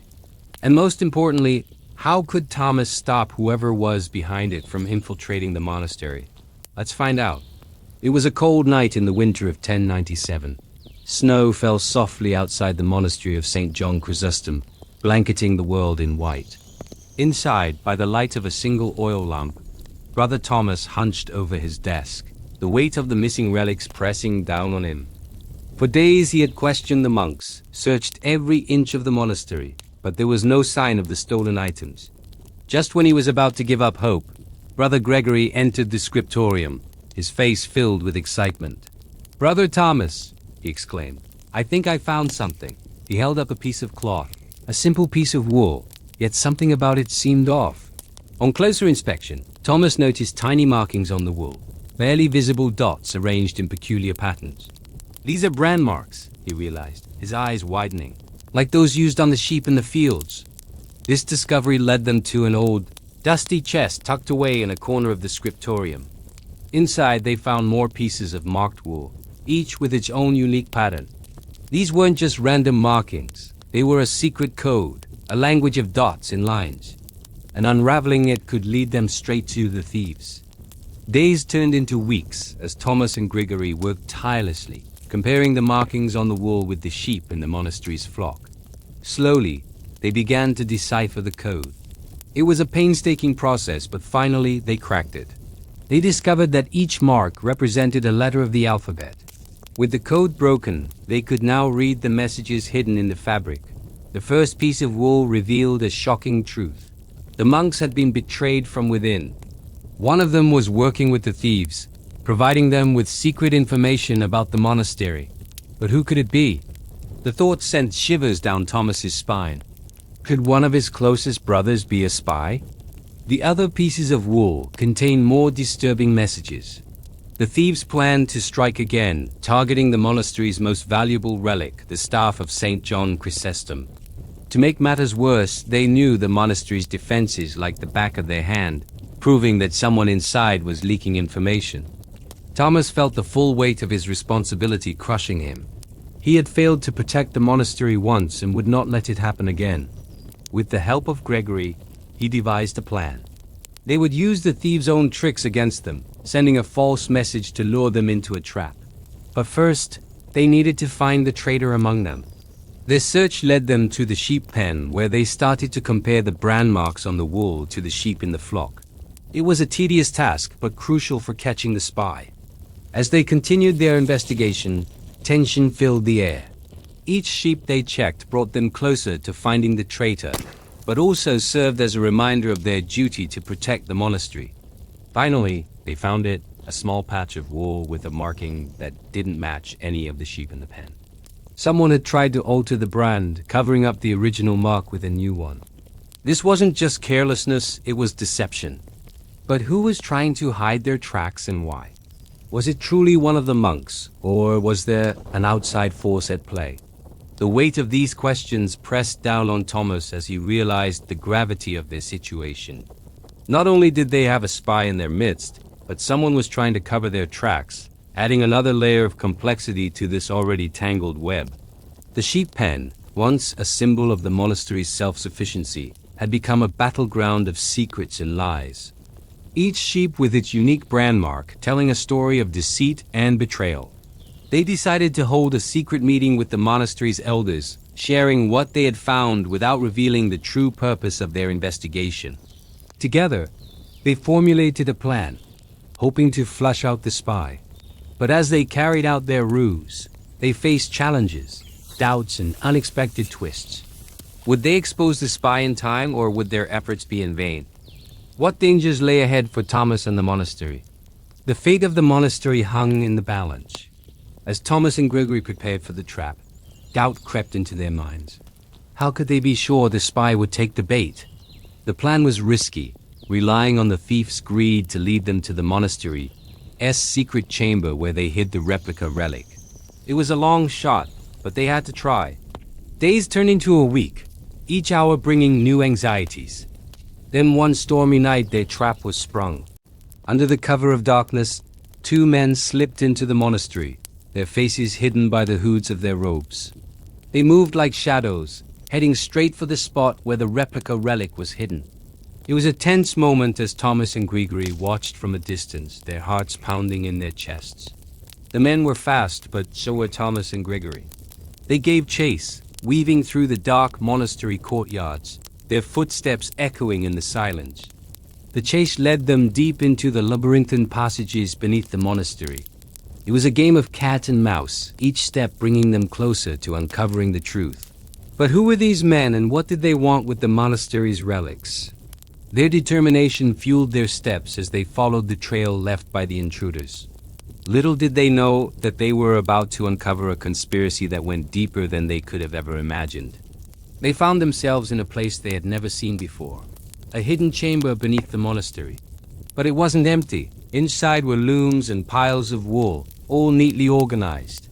It seemed like a secret workshop, but what were the intruders doing here? The answer was hidden in plain sight, literally woven into the fabric around them.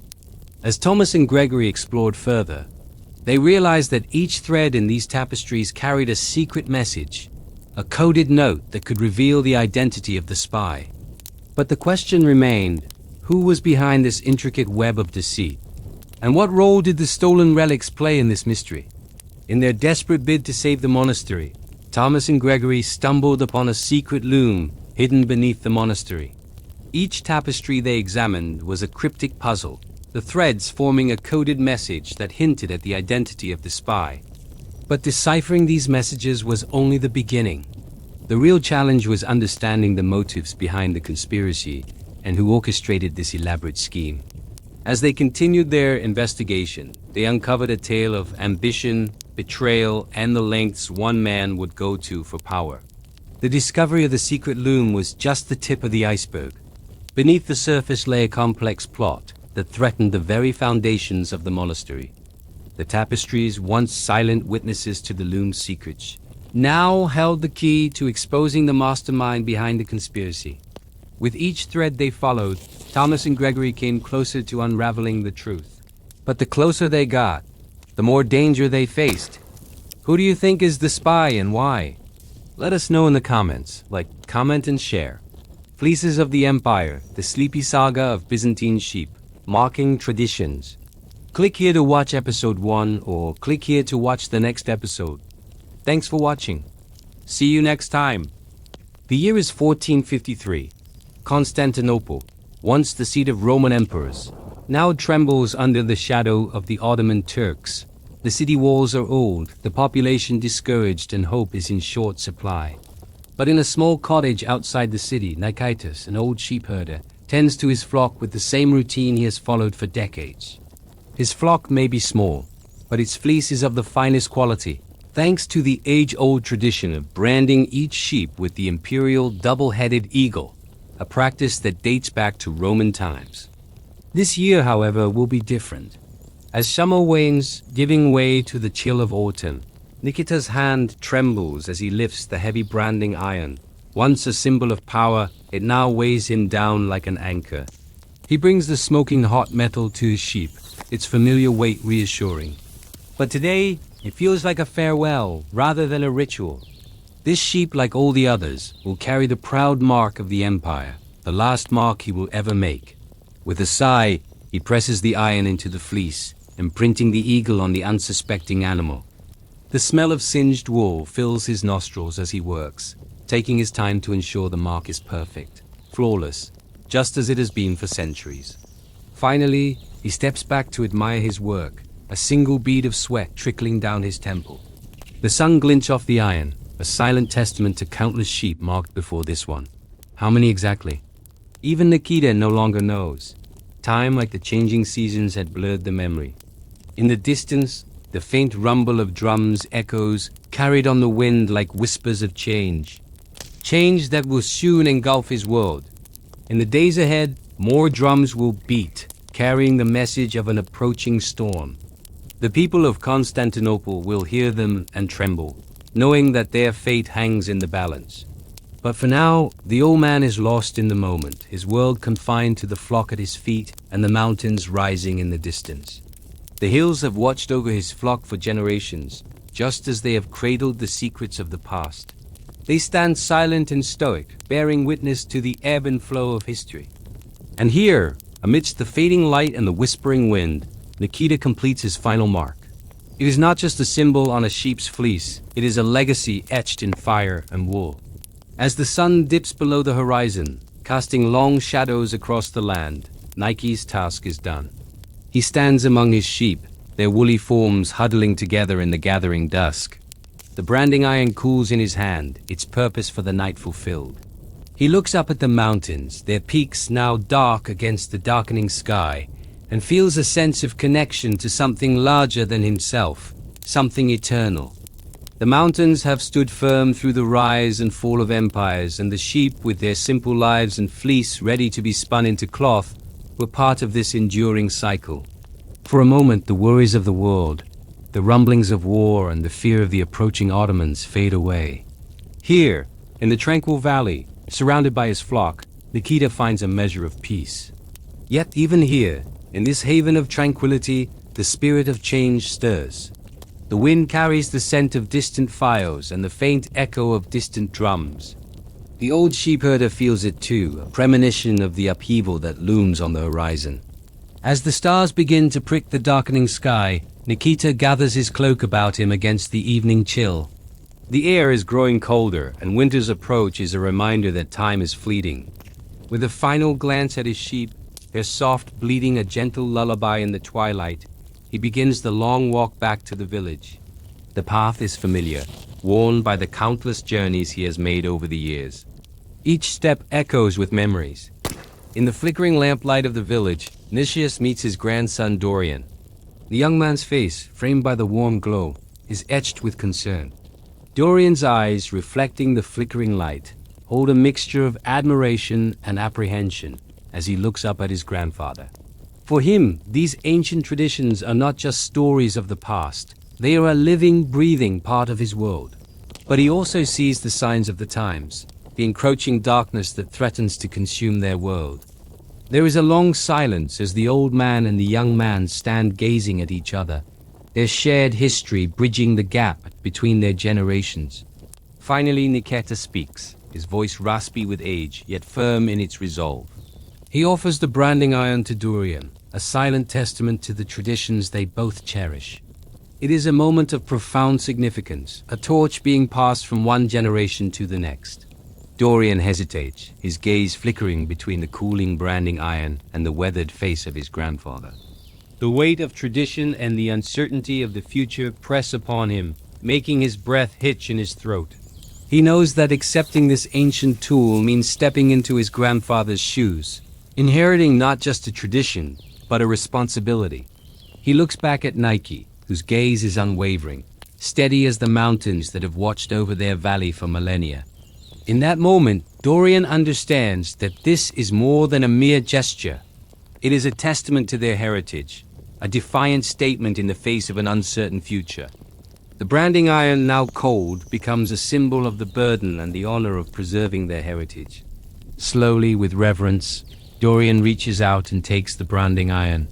His fingers curl around the handle, feeling the cool metal against his skin. It is a simple act, yet it carries the weight of generations past. As he does so, Nikitas places a calloused, gnarled hand on Dorian's shoulder, his touch a silent affirmation. In that shared moment, the bond between them deepens, forged in the fires of tradition and the hopes of a changing world. The decision to accept the branding iron is not just about continuing a tradition for Dorian.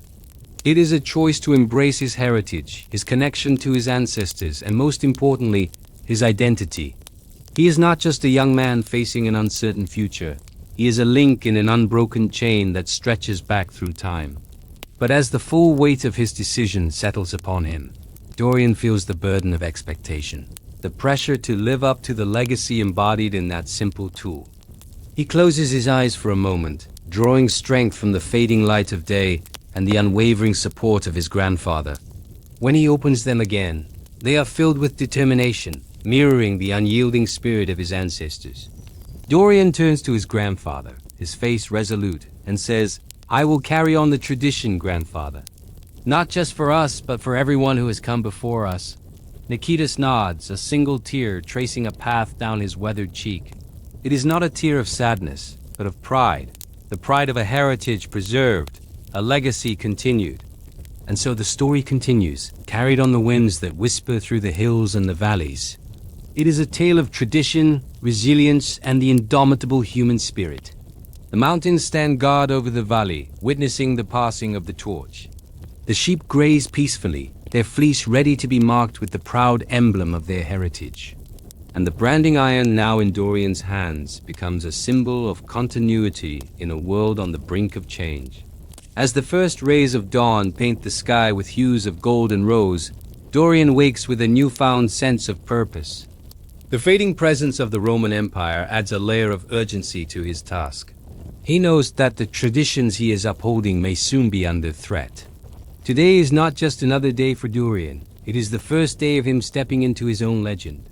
The first mark he makes will become a story whispered around campfires, a tale of courage and tradition in the face of an encroaching darkness.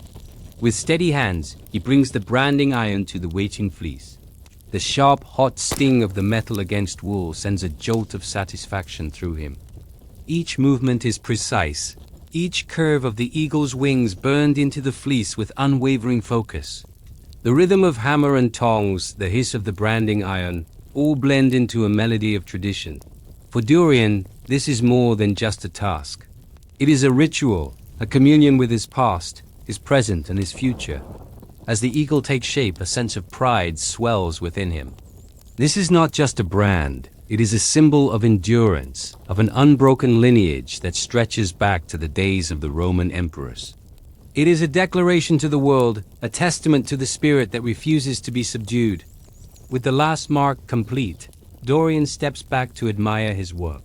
The double-headed eagle, a majestic creature of legend, now adorns the fleece, its wings spread wide in a silent roar. The sun climbs higher in the sky, bathing the valley in its golden light as Dorian finishes his work. The smell of singed wool mingles with the dew-kissed grass, creating a scent that is uniquely his, uniquely theirs. He looks towards the mountains, their peaks touching the heavens, and feels a sense of connection to those who came before him, who also stood in these very hills and marked their sheep with the same symbol. The mountains have seen it all, the triumphs and struggles, the births and deaths, the laughter and tears.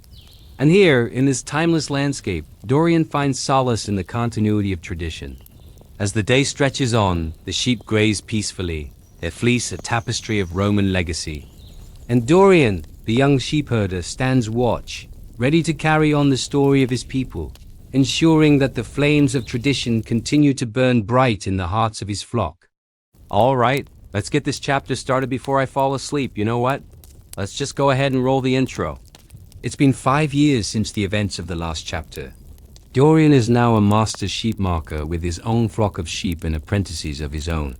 One day he decides to pass down an important part of his heritage to his apprentices. Now, if you remember back in chapter 9, Dorian was taught by his father Leon about the sleepy art of sheep marking, and how their family were humble servants of the emperor, and how they marked sheep for the emperor's fleece tax. If you don't remember that detail, it's probably because you didn't watch the previous chapters. So go ahead and do that. We'll wait. Welcome back. Now, where were we? Yes. Dorian is passing down the ancient traditions of sheep marking to his apprentices. Now, Dorian has come up with his own design to add to the collection of symbols they use when marking sheep. It's a small spiral that fits nicely inside a crescent moon. He told his apprentices that this one was special to him because it reminded him of his friend Nikitas, the old sheep shearer who had sadly passed away a few years prior. Some of the apprentices thought it was silly that Dorian was making such a big deal over a dead sheep shearer, but Dorian ignored them. He knew that old Nikitas would have loved this symbol because he had always talked about how he wished there was some way to honor the ancestors while they were working. And now, thanks to Dorian's skill as a sheep marker, they could do just that. The apprentices all had their own unique designs that they added to the sheep, each trying to outdo the other with fancy footwork and creative flair. But it was young Teo who was struggling the most. His mark just wasn't turning out right, no matter how hard he tried. After watching Teo struggle for a bit, Dorian decided to step in and help. He walked over to Teo and put his hand on his apprentice's shoulder. "What's troubling you, boy?"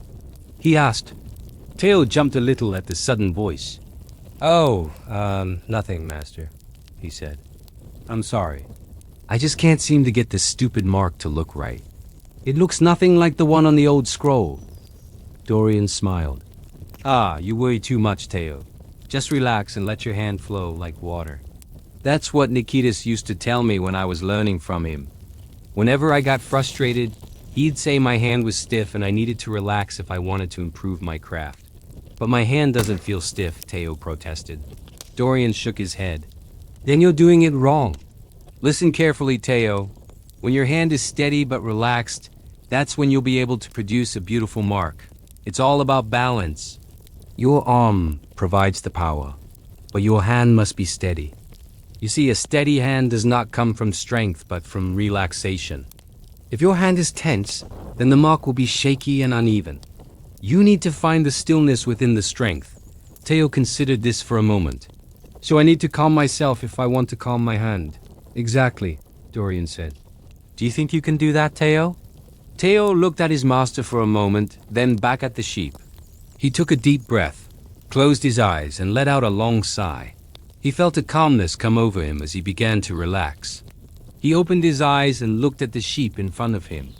With newfound clarity, he dipped his brush into the paint and began to work. As he painted the mark, Dorian watched intently. He could see that Teo was still concentrating hard, but his hand was now steady and relaxed. The mark began to take shape, and soon it was clear that Teo had finally got it right. The spiral fit perfectly inside the crescent, just like on the old scroll. Teo stepped back to admire his work, a big smile on his face. "I did it!" he exclaimed. "I finally got it right."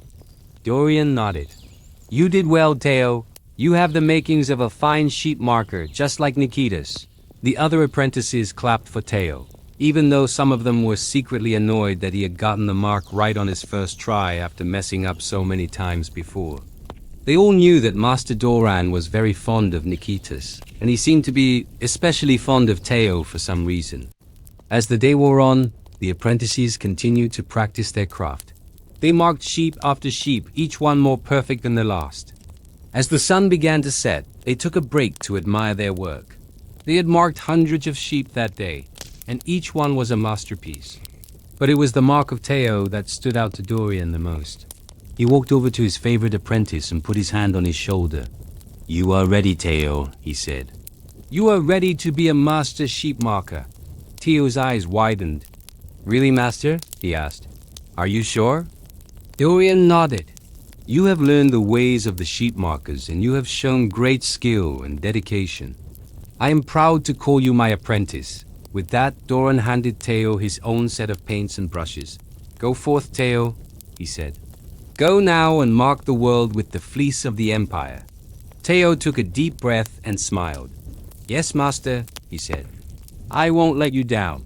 And with that, he dipped his brush into the paint and began to mark the sheep. He thought of Nikitas and the other sheep markers who had come before him. He thought of the long history of the fleece tax and the role that sheep markers had played in it. He thought of the emperor and the importance of their work to the empire. And he thought of himself and how far he had come in his training.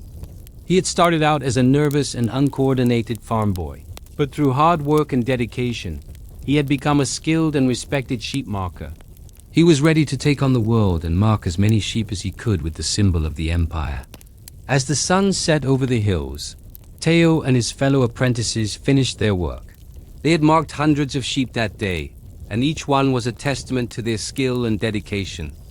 As they gathered around a bonfire to celebrate, they knew that they were carrying on an important tradition that had been passed down to them by their ancestors.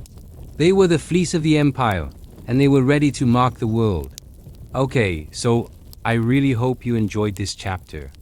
If you did, please hit that like button because it tells the platform that you like these kinds of goofy little stories. And if you want to see more, then subscribe because that also tells the platform that you want to see more. Also, if you want to help support the channel directly, then you can join up to become a member. There's a link in the description. For those of you who are already members, thank you so much. I appreciate you. Alright, sleep tight and happy shepherding. Hello friends, it's me. Welcome to the last episode of Fleeces of the Empire, the sleepy saga of Byzantine sheep marking traditions. We have come to the end of our journey through the fleece trade in late antiquity, from the woolly beginnings of sheep domestication all the way to the fall of Constantinople in 1453. Our goal has been to see how herders across Eurasia used their flocks to signal their identity through distinctive fleece colors and patterns, and how these symbols became potent tools for social organization, economic regulation, and political control. But most importantly, we want to know what this can tell us about the culture and history of the people who wore them. For the Byzantines, we saw in episode 2 how the ruling class favored purple wool because of its expense and rarity, while many different groups throughout the empire raised flocks of sheep with differently colored fleeces. The majority of the population were peasants who likely wore undyed wool of a more common white or brown color. And since they couldn't afford nice dyes anyway, they had to make do with what their sheep provided. However, there was one big exception to this rule: the self-dyed patchwork wool known as basins. Although the exact circumstances of its use are hotly debated by scholars, it seems that, at least in theory, anyone could wear this distinctive style, regardless of their wealth or status. So let's take a closer look at this remarkable fabric, which might be the single most iconic piece of clothing associated with the Eastern Roman Empire. But first, a word from our sponsor. The final episodes of Fleeces of the Empire are made possible by the generous support of our patrons. If you would like to join our growing community of supporters and get access to exclusive content, please visit our page. The bezant is an interesting garment because, unlike many other items of clothing which evolved gradually over time, we have written records describing exactly how it was made and worn. The earliest surviving description of this garment comes from a letter written in the mid-6th century by the philosopher and statesman Onicius Manlius Severinus Boethius to his friend Albunius, who was governor of the province of Africa. In it, Boethius describes a tunic he saw Albunius wearing that had patches of different colors sewn onto it, just like a quilt, which together formed the image of a golden crown ornamented with precious stones. This is the earliest literary evidence we have for the Byzant, but unfortunately, it's not much to go on.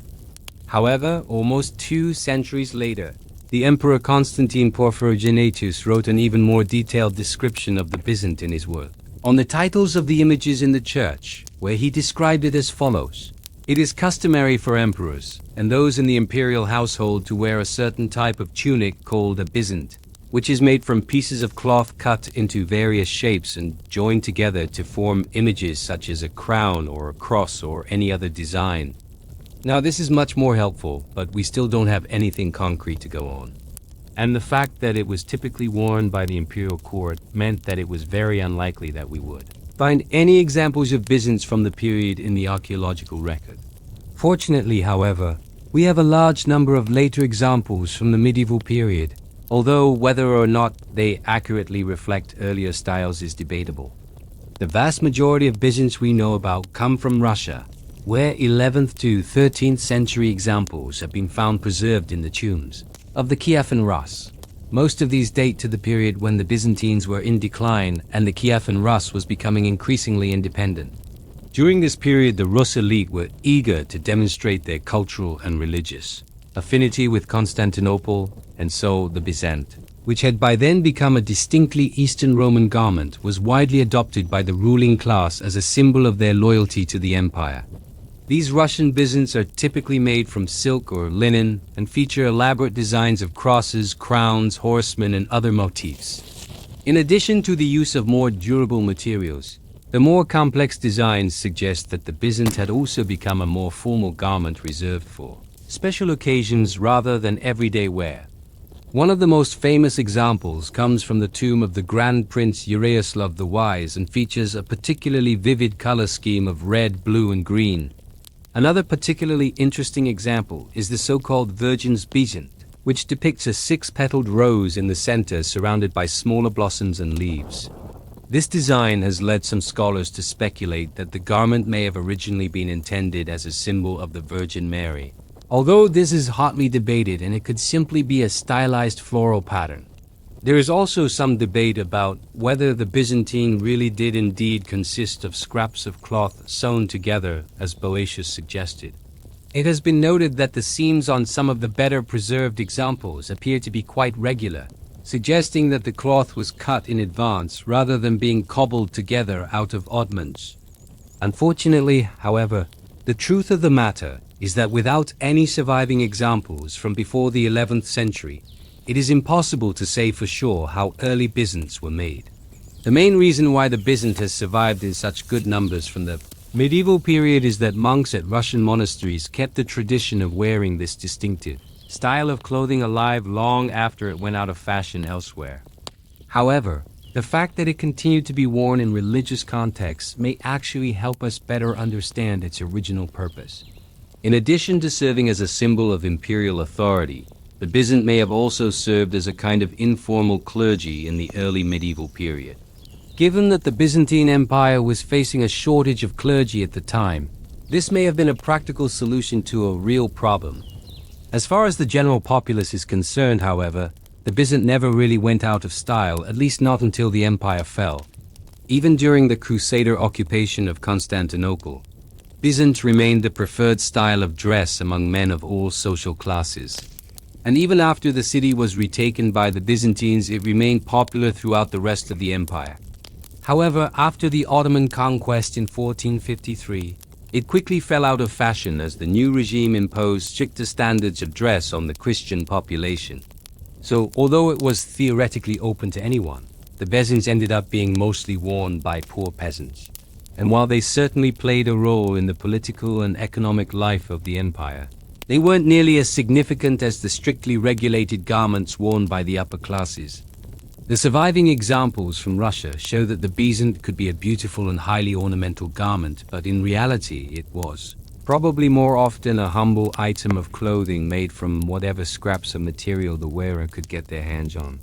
Nevertheless, we should not underestimate the importance this style of clothing would have held for the people who wore it. After all, in a world where everyone wore basically the same sort of clothes, the ability to set yourself apart from the crowd was a rare privilege indeed. And that brings us to the end of our journey through the fleece trade in late antiquity. Thank you so much for watching.